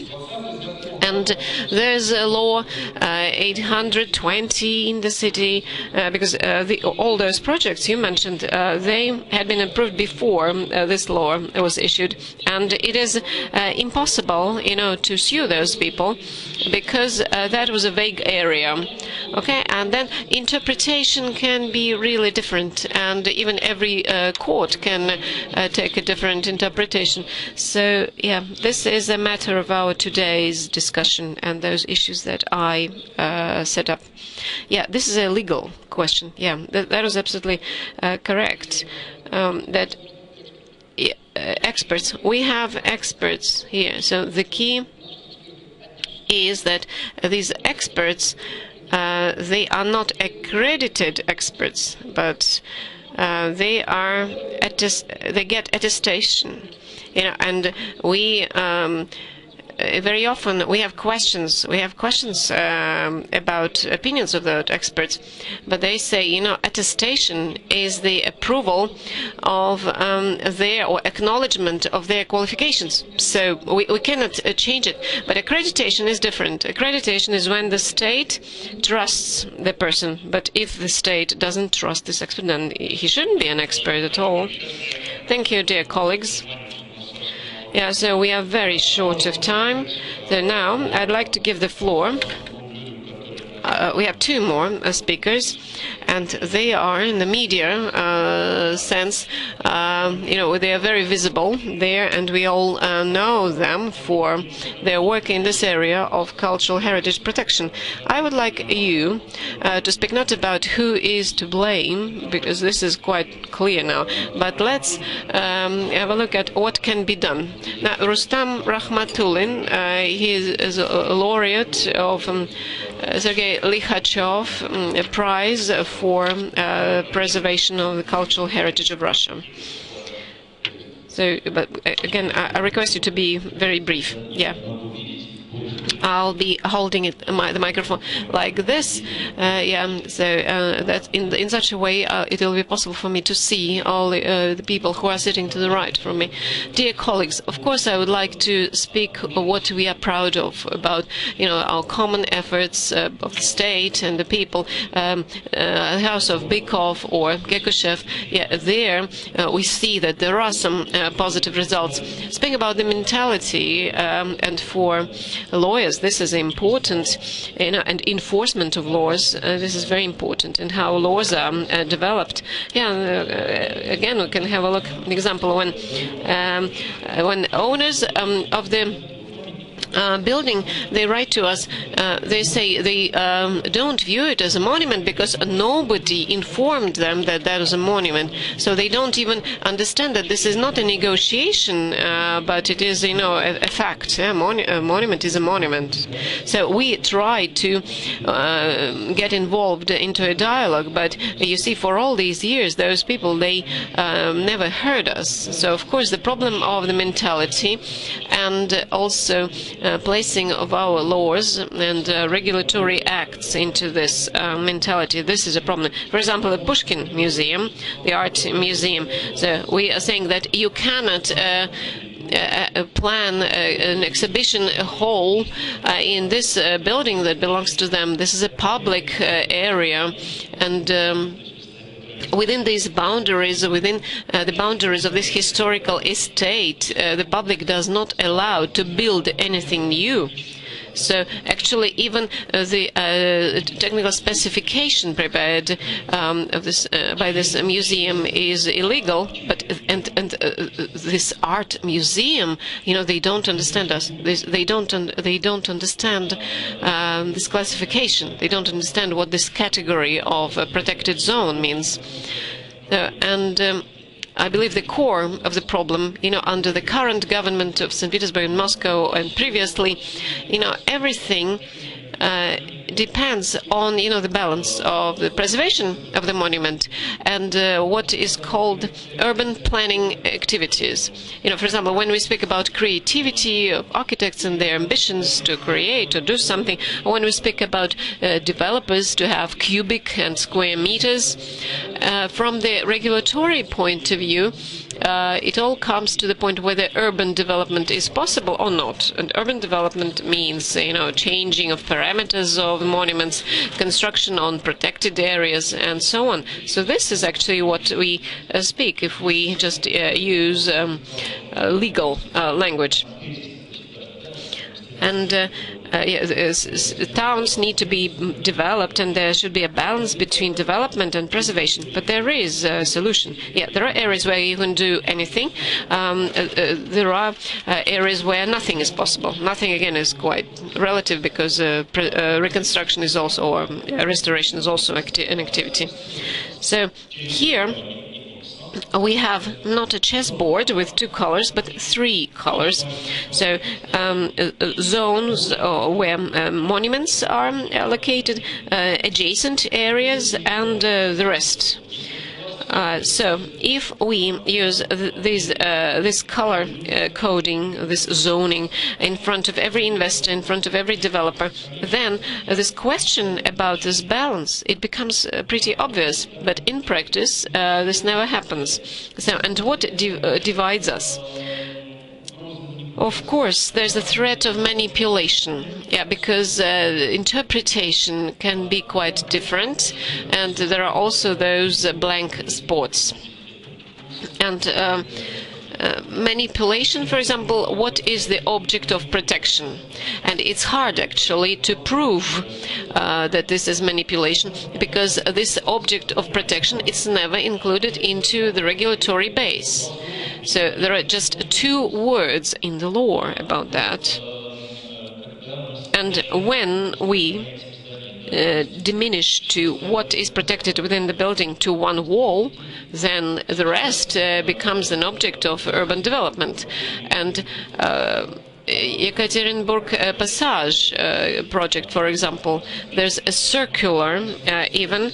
So if the parameters are changed, but still capital reconstruction cannot be performed there. So even though only 1 element of this building is still viewed as a protected monument. There are new threats as well, other threats as well. This is, of course, a threat of definition of a place of interest or a site. So again, we see that it can be manipulated. There are 3 types. Okay, there are monuments, there are ensembles, and there are sites, cultural sites. And this should be used, where the idea was that it will be used for urban landscapes or rural landscapes. And this is where, again, development is possible. But those people who are interested in urban development, for them it is easier, or more interesting to transfer a monument, a protected monument, into the qualification of the place of interest or site of interest.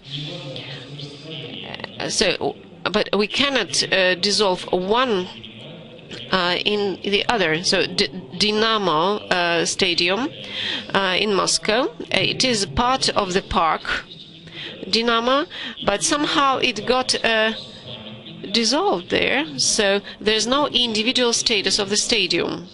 So the building itself, it became an object of capital reconstruction, and 3/4 of this building was demolished due to the urban development activity, although there is no document confirming changing of its status. So as if this stadium is not there. So because we see a bigger plan of the park. So and we see that it's a trick. It's a trick for developers or for those creators who would like to implement their ambitious creative potential.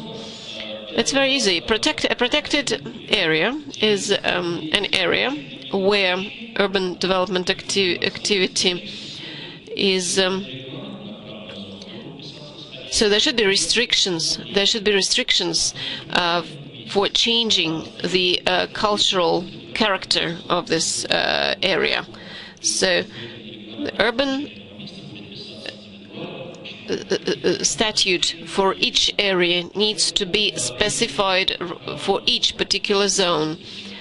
So the protected zones, we see now that it is it might be interesting. It is again a trick for developers, and when we see that in Moscow these protected zones will become just places or sites of interest, that will be a space for manipulation. And these regulations, they can be changed manually every time. Another threat, I can say, I'm sorry for being so pedantic, but I believe it is important. It is manipulation with the territory of the monument. And again, the roots of this is in the laws. The territory of the monument, this is again, there's no clear-cut definition. So again, there's no definition, no single clear-cut definition in the current legislation, but there's practice of developing, of working or changing this territory. So the territory of the monument is the monument itself. We cannot change a wing of the building, or we cannot change a wing of an estate. We cannot fill it up with new buildings, because we protect the cultural estate within the historic boundaries. That is why it is impossible to do any urban development activities there. And areas of territories of certain monuments, they are approved by regional or local municipalities, sometimes or federal. And when we ask about expertise evaluation, then we'll see that the territory of the monument, this is not evaluated by experts. Only monuments are evaluated by experts. So, but we need that. We need that, and. So the territory is something that is not approved by the expert. So in the process, when the new monument is identified now, so recently it was introduced, we show its territory as well. Right now, Moscow Nasledie, they have reduced the list of areas by 80. And there's an internal circular where it is written that the territories should be compliant with the land plots. But this is a different thing. The land plot, it's not a property, and it's not a land issue, and it's not a cadastral issue.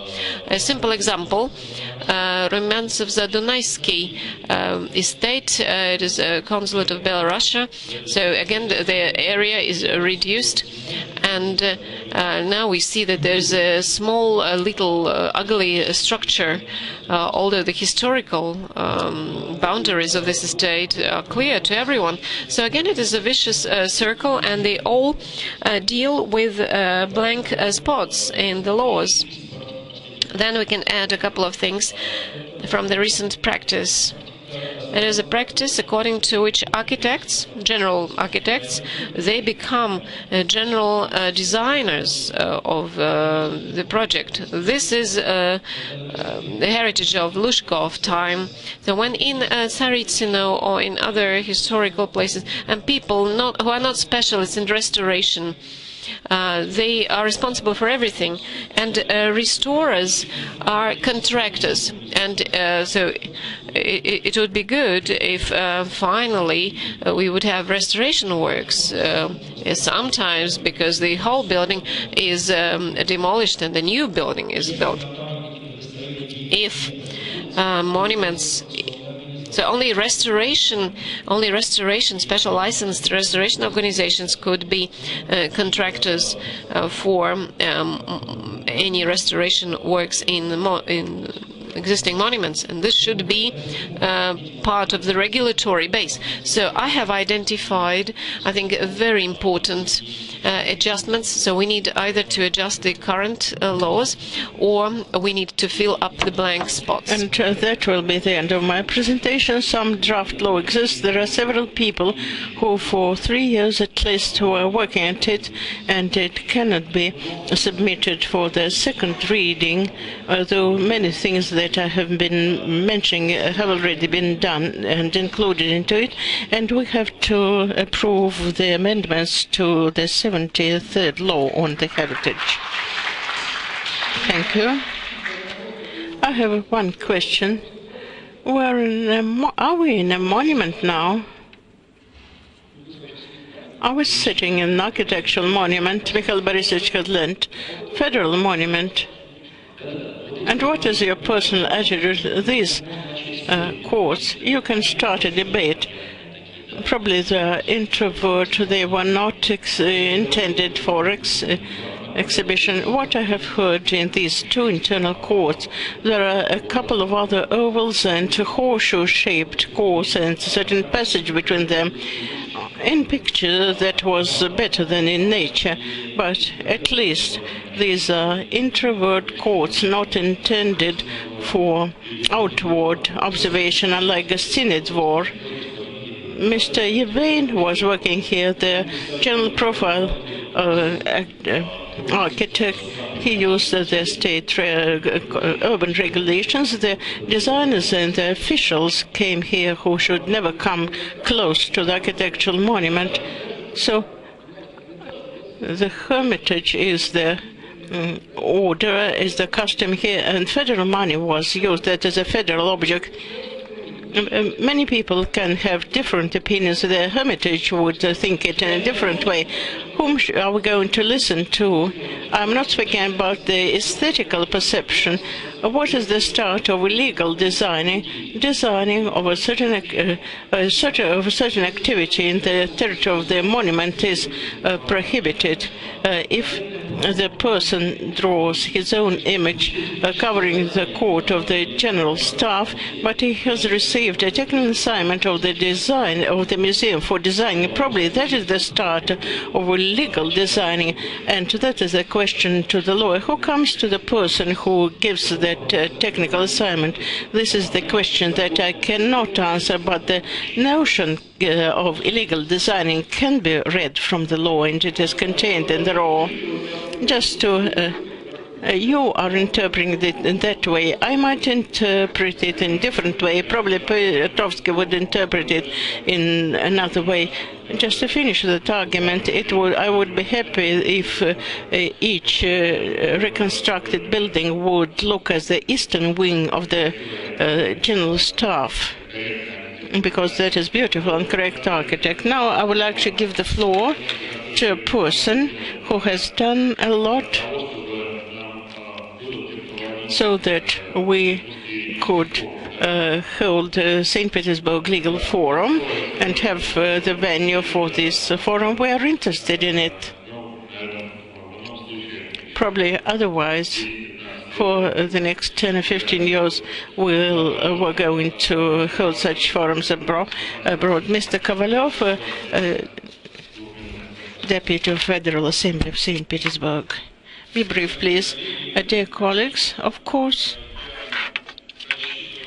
I intended that I was going to make a presentation related to legislation, and I will act as one of the key authors of the currently operating federal law. The concept that was the basis of the document is currently valid, that concerns expert assessment and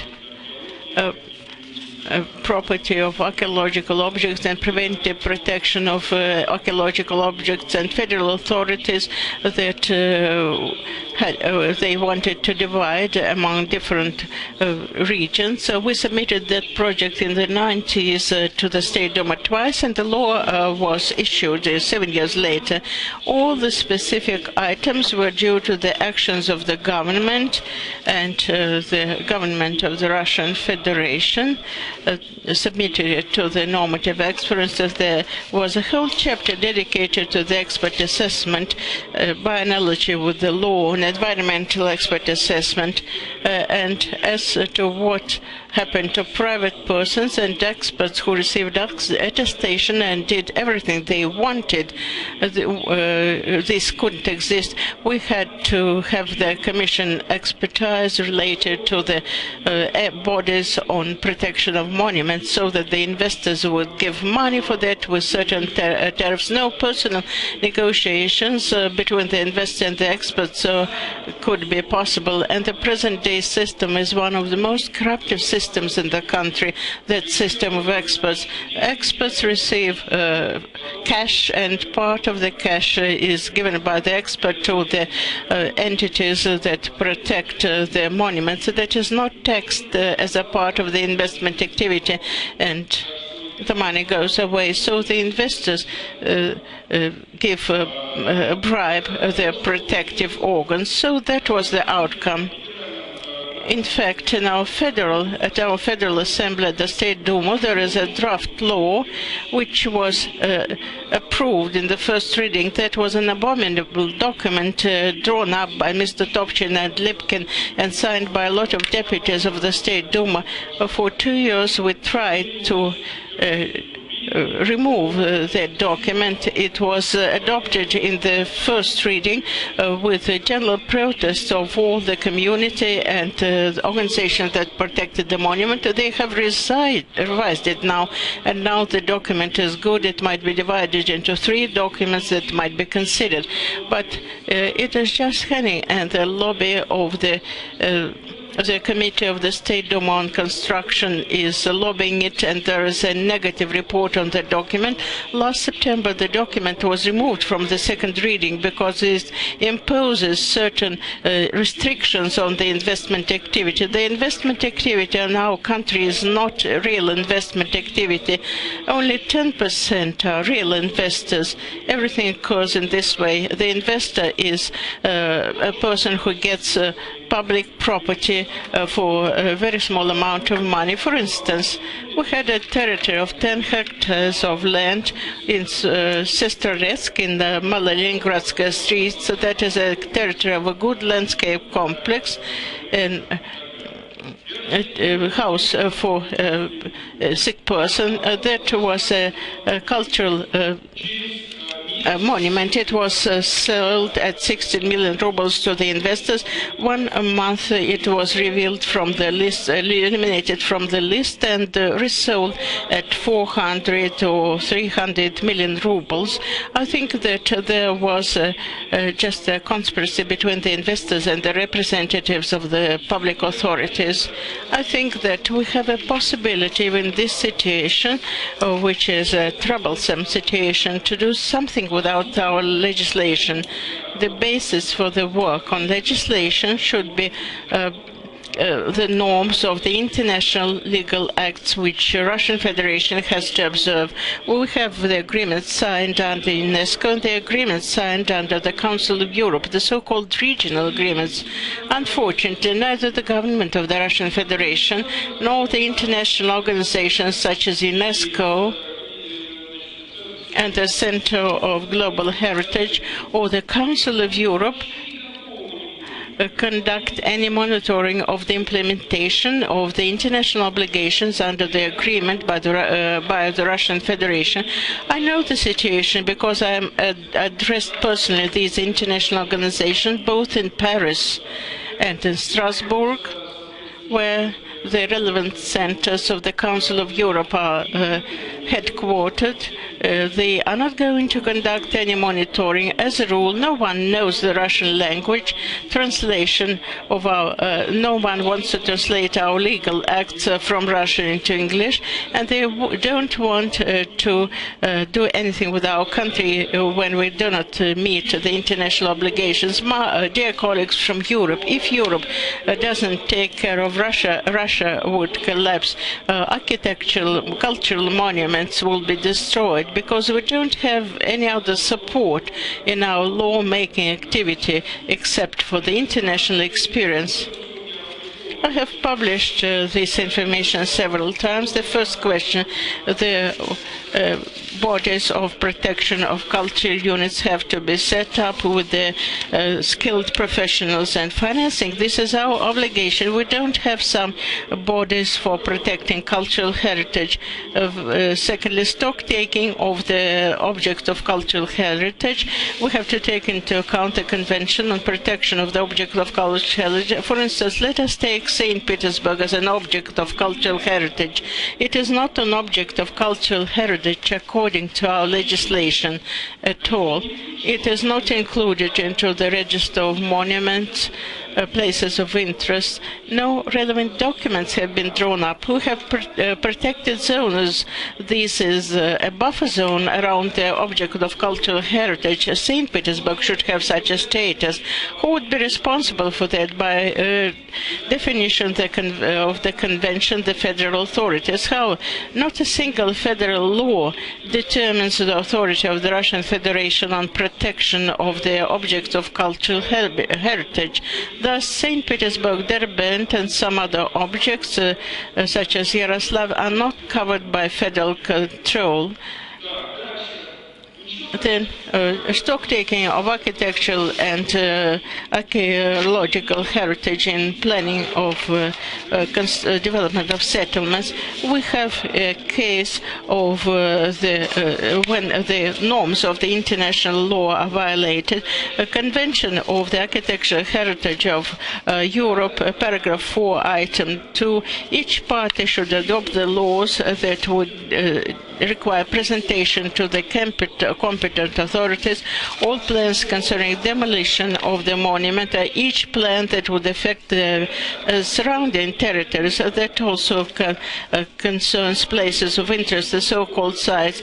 In 206, there were amendments to the town planning code, according to which neither designing activity in the protected zone in the territory of places of interest, neither town planning documents would be subject to relevant approval with the bodies of protection of monuments, which we had during the Soviet period, that system of coordination. Now we don't have it, and there is an opposition, for instance, about 45 or up to 100 settlements in the Russian Federation, on which the Minister of Economic Development is against all the approvals of the master plans at the federal level and construction of the historical settlements.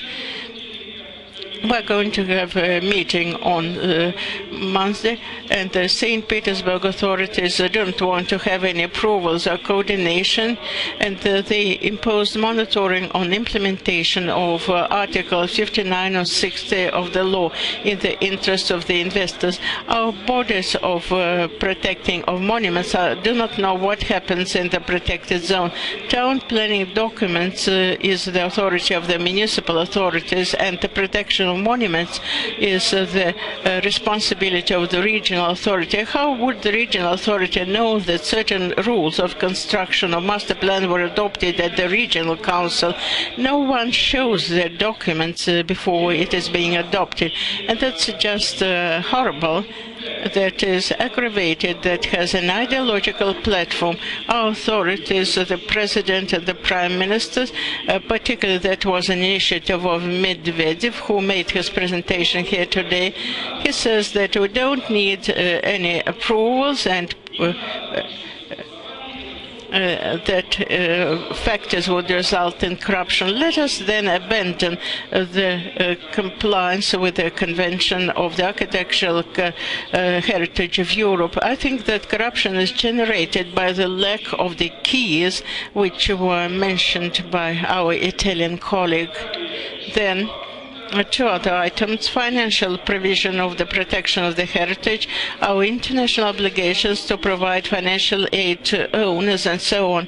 Our mechanism of financial support of the owners, leaseholders, have not been developed. We have just exemption from VAT for those who engage are engaged in restoration and monuments. No other preferences are given to owners, neither the investment credit or direct financing, though there are recommendations recommendations of the Council of Europe, which show the range of these benefits and allowing professional training. The Convention on Protection of the World Global Cultural Heritage and Architectural Heritage of Europe state that we have to promote professional training of those who work in the bodies of protection monuments. However, our standards brings together the protection of cultural heritage with museologists, so it is not possible for those who work in protective bodies to get knowledge related to town planning, landscapes, environmental protection, restoration, and so on. And all this is beyond the scope of our educational standard. A real employee working in the body on protection of a monument would not be protected because he should have broad knowledge on different aspects of life, including legal knowledge, economic knowledge, and cultural knowledge. We don't have such standard, and I'm afraid we won't have it in future because the council developing the standards comprises the non-competent people in Moscow at RGGU. That is really abominable. We discussed this with Mr. Ignasan, and we have developed at the chair headed by Mikhail Petrovsky certain courses and standards, but no one needs them, and this just disappears. Thank you very much, Alexei, for your emotional presentation. I understand you. Probably I would disagree with you in the following. I'm taking certain attempts at informing about our viewpoint of the high managers. And I know precisely from my own experience that Dmitry Anatolyevich Medvedev, whom you mentioned, and Elvira Nabiulina have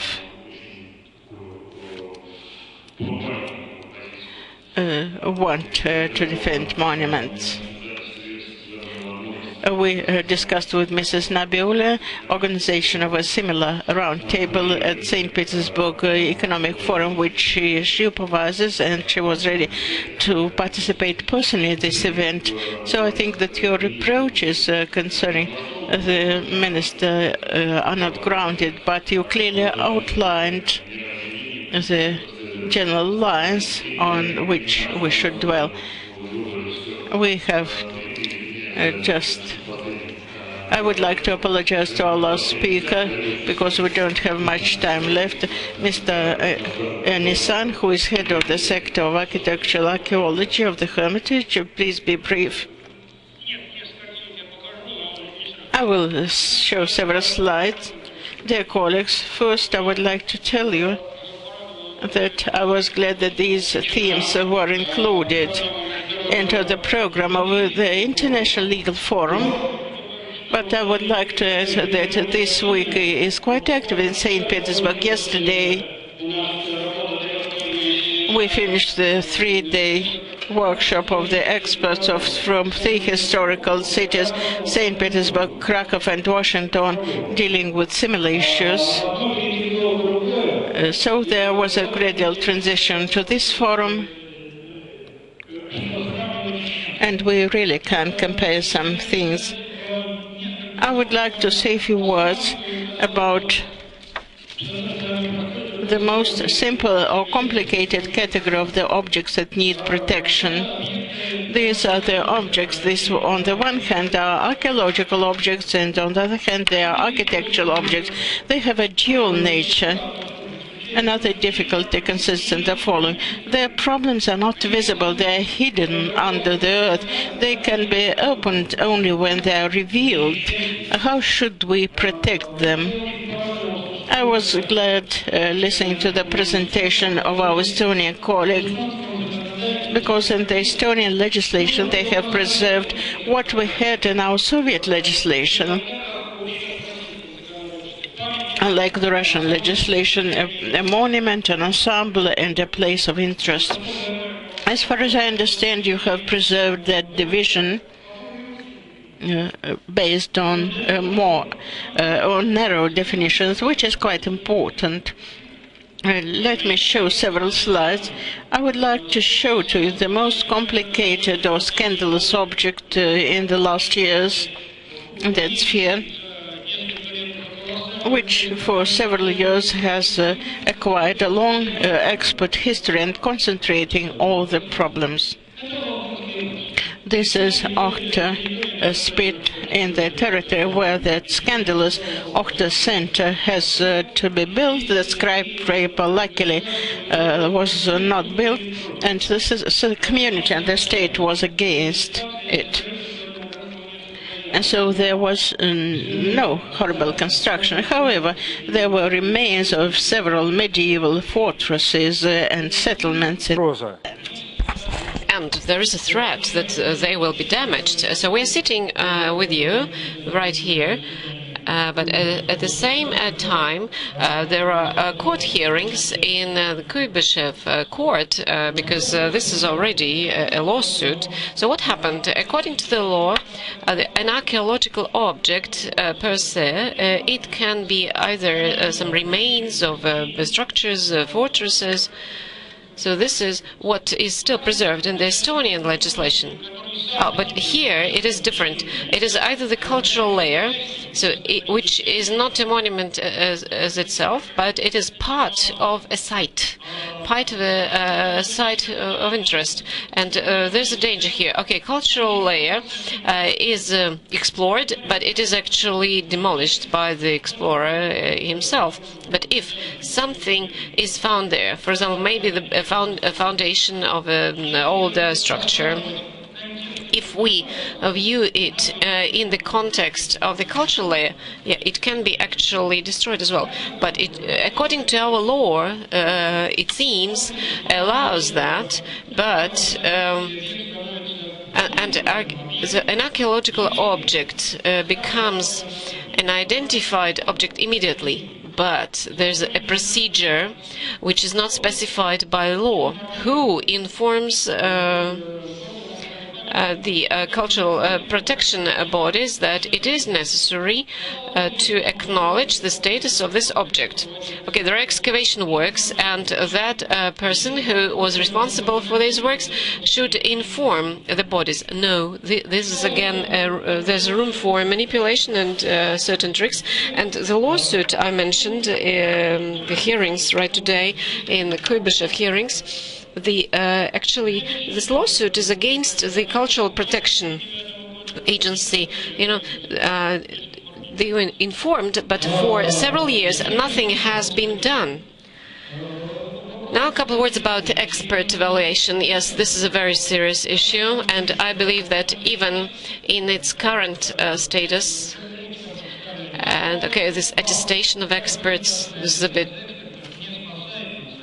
This is different from what we had in the past, but even now we have sometimes fake expert evaluations. For example, with Nianshan's fortress, we saw that that evaluation was prepared by people, for example, who are not supposed to do it, and actually there can be a certain influence from investors, or sometimes it happens that a good expert may be pushed to write an evaluation that sounds like, you know, an article for publication. So on the one hand, everything is correct, but there's no conclusion, there's no arguments, and it's not so clear-cut. So we decided that a lawsuit, this is a better thing, because then a court hires experts. You know, those experts, they work not for the money, but reputational risks are very important for them. And this, so returning to that Nianshan's fortress, so there were excavation works on that site. The owner of the area, you know, he financed all excavation works. So, but then he believes, okay, there's no cultural layer. Okay, everything has been explored. Now I can do whatever I want. Okay, there's no cultural layer, but there are objects. Okay, there's this settlement, like ancient settlement. The dark blue shows what is missing. So there's nothing left there. And the green lines, these are the walls around this ancient settlements, and they are underground now. They still exist. These are channels around the fortress walls, and this is actually, in a way, an architectural structure. But in one of the expert evaluations, they write, there's nothing to protect because what is there is underground. But actually, all archaeological objects are underground. But can you imagine? A little channel which is in the air. Of course, it is in the soil somewhere. So this is important because maybe it will be extremely relevant for further generations. Yeah, maybe in 50 years' time they will manage to do it better. So the red lines, these are the lines of those troughs that are still preserved in this area. And this is the Neon Shans itself. These are the basements of bastions, and they exist. They are not missing. And the blue shows the fortress itself. So, as I said, basements of bastions, they are still there, and it is important for further research. So, I believe the issue of expert evaluation, this is extremely important, and we cannot leave it in the current form. And that attestation itself. Right now, this is done by the Ministry of Culture. Probably it's not right. The experts themselves can attest other experts. So right now, there's a methodology council, a research and methodology council on cultural heritage. They probably should be responsible for attestation of experts. Thank you very much, Oleg Mikhailovich. Sorry that you were left so little time for your interesting and very specific presentation. But I would like to say, there's one more thing that we need to hear, and then there will be a final conclusion. Human rights and speaking now after 3 hours around table, but because I'm here representing the Italian Ministry for Cultural Heritage, I felt the need to say a few more words, and I'm glad that Mr. Kibonsky cited Anna Karenina because it's one of my favorite novels, and it is true that that Italy at the moment is quite unhappy with its legislation, and that is why we are trying to change it. But it's clear that the only way to not destroy architectural monuments everywhere, and the only way to not committing suicide, is to cooperate amongst countries, both horizontally, so we can learn a lot from your experience, because we need investors, as you need, but also vertically through the UNESCO. I mean, those are the double direction that Italy as well is trying to follow, because we need international enforcement in many cases, but we need also horizontal experience in order to cope with this kind of situation. So it's good to be unhappy and happy in its own way, or in its own way, but it's also good to avoid to commit suicide. Thanks. Спасибо. Thank you very much. Dear colleagues, in conclusion, I would like to say a couple of words. Today's when we are going to finish this roundtable, and I hope you will have a chance to devote a couple of minutes looking at the pictures that, looking at those masterpieces that exist in St. Petersburg, there will be a question, okay, what's next? All right, so we have discussed this, right, and all the speakers, they will continue their research or administrative work. But, you know, my not very long time or experience, because I'm not an expert in this area, shows that the main reason why we are losing our historic towns, and actually this is for the first time in the recent history when we lose so much. Even in the Soviet times it was better. The main reason is that before that nobody, it's nobody's business. You know, nobody cares less. You know, that was not easy, you know, to organize this roundtable, to invite speakers of their level, and you see that all these people who take part in this panel discussion, apart from me, so they are first-class people in this area. And this roundtable, and actually I expected to have it. It is important to have it in St. Petersburg because very recently we had several, you know, notorious stories and cases when the historical landscape could be violated. But this is the first day of the forum, and right, it is after lunch, but still, it is the first day, and this is the peak, and the main roundtables take place here, and I believe at least 1/3 of participants of this forum, they are from St. Petersburg. Probably there are representatives of the media as well. I believe that until this issue will remain, you know, nobody's business, until then we will have the same result that we can see in those pictures. My experience of communication with various officials demonstrates that I never heard any single no. I never heard people saying, oh, you're wrong, I'm wrong. No, most of the people, they have other things of greater concern.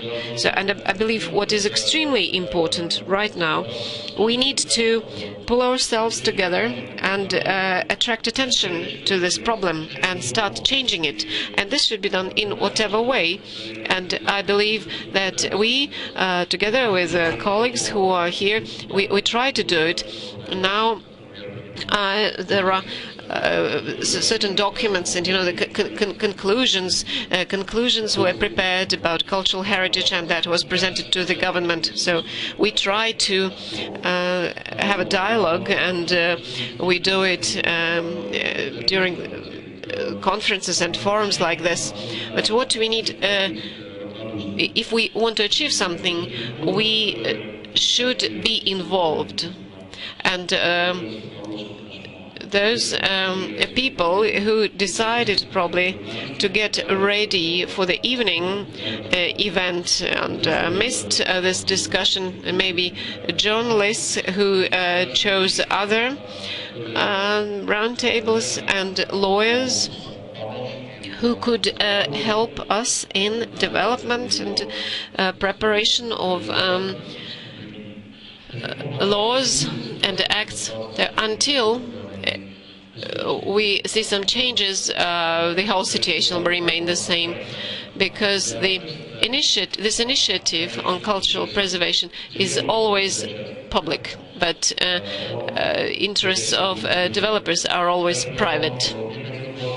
So I would like to thank you all for taking part in this roundtable, and I would like all speakers for their most interesting presentations. And once again, I would like to invite you to take a look at our exhibition. and I hope, really hope, that we will continue these discussions, and maybe we will, for the next forum next year, we will prepare a bigger group of people, and we will try to involve to involve general public in this. Thank you very much from all of us for being able to meet here. Thank you.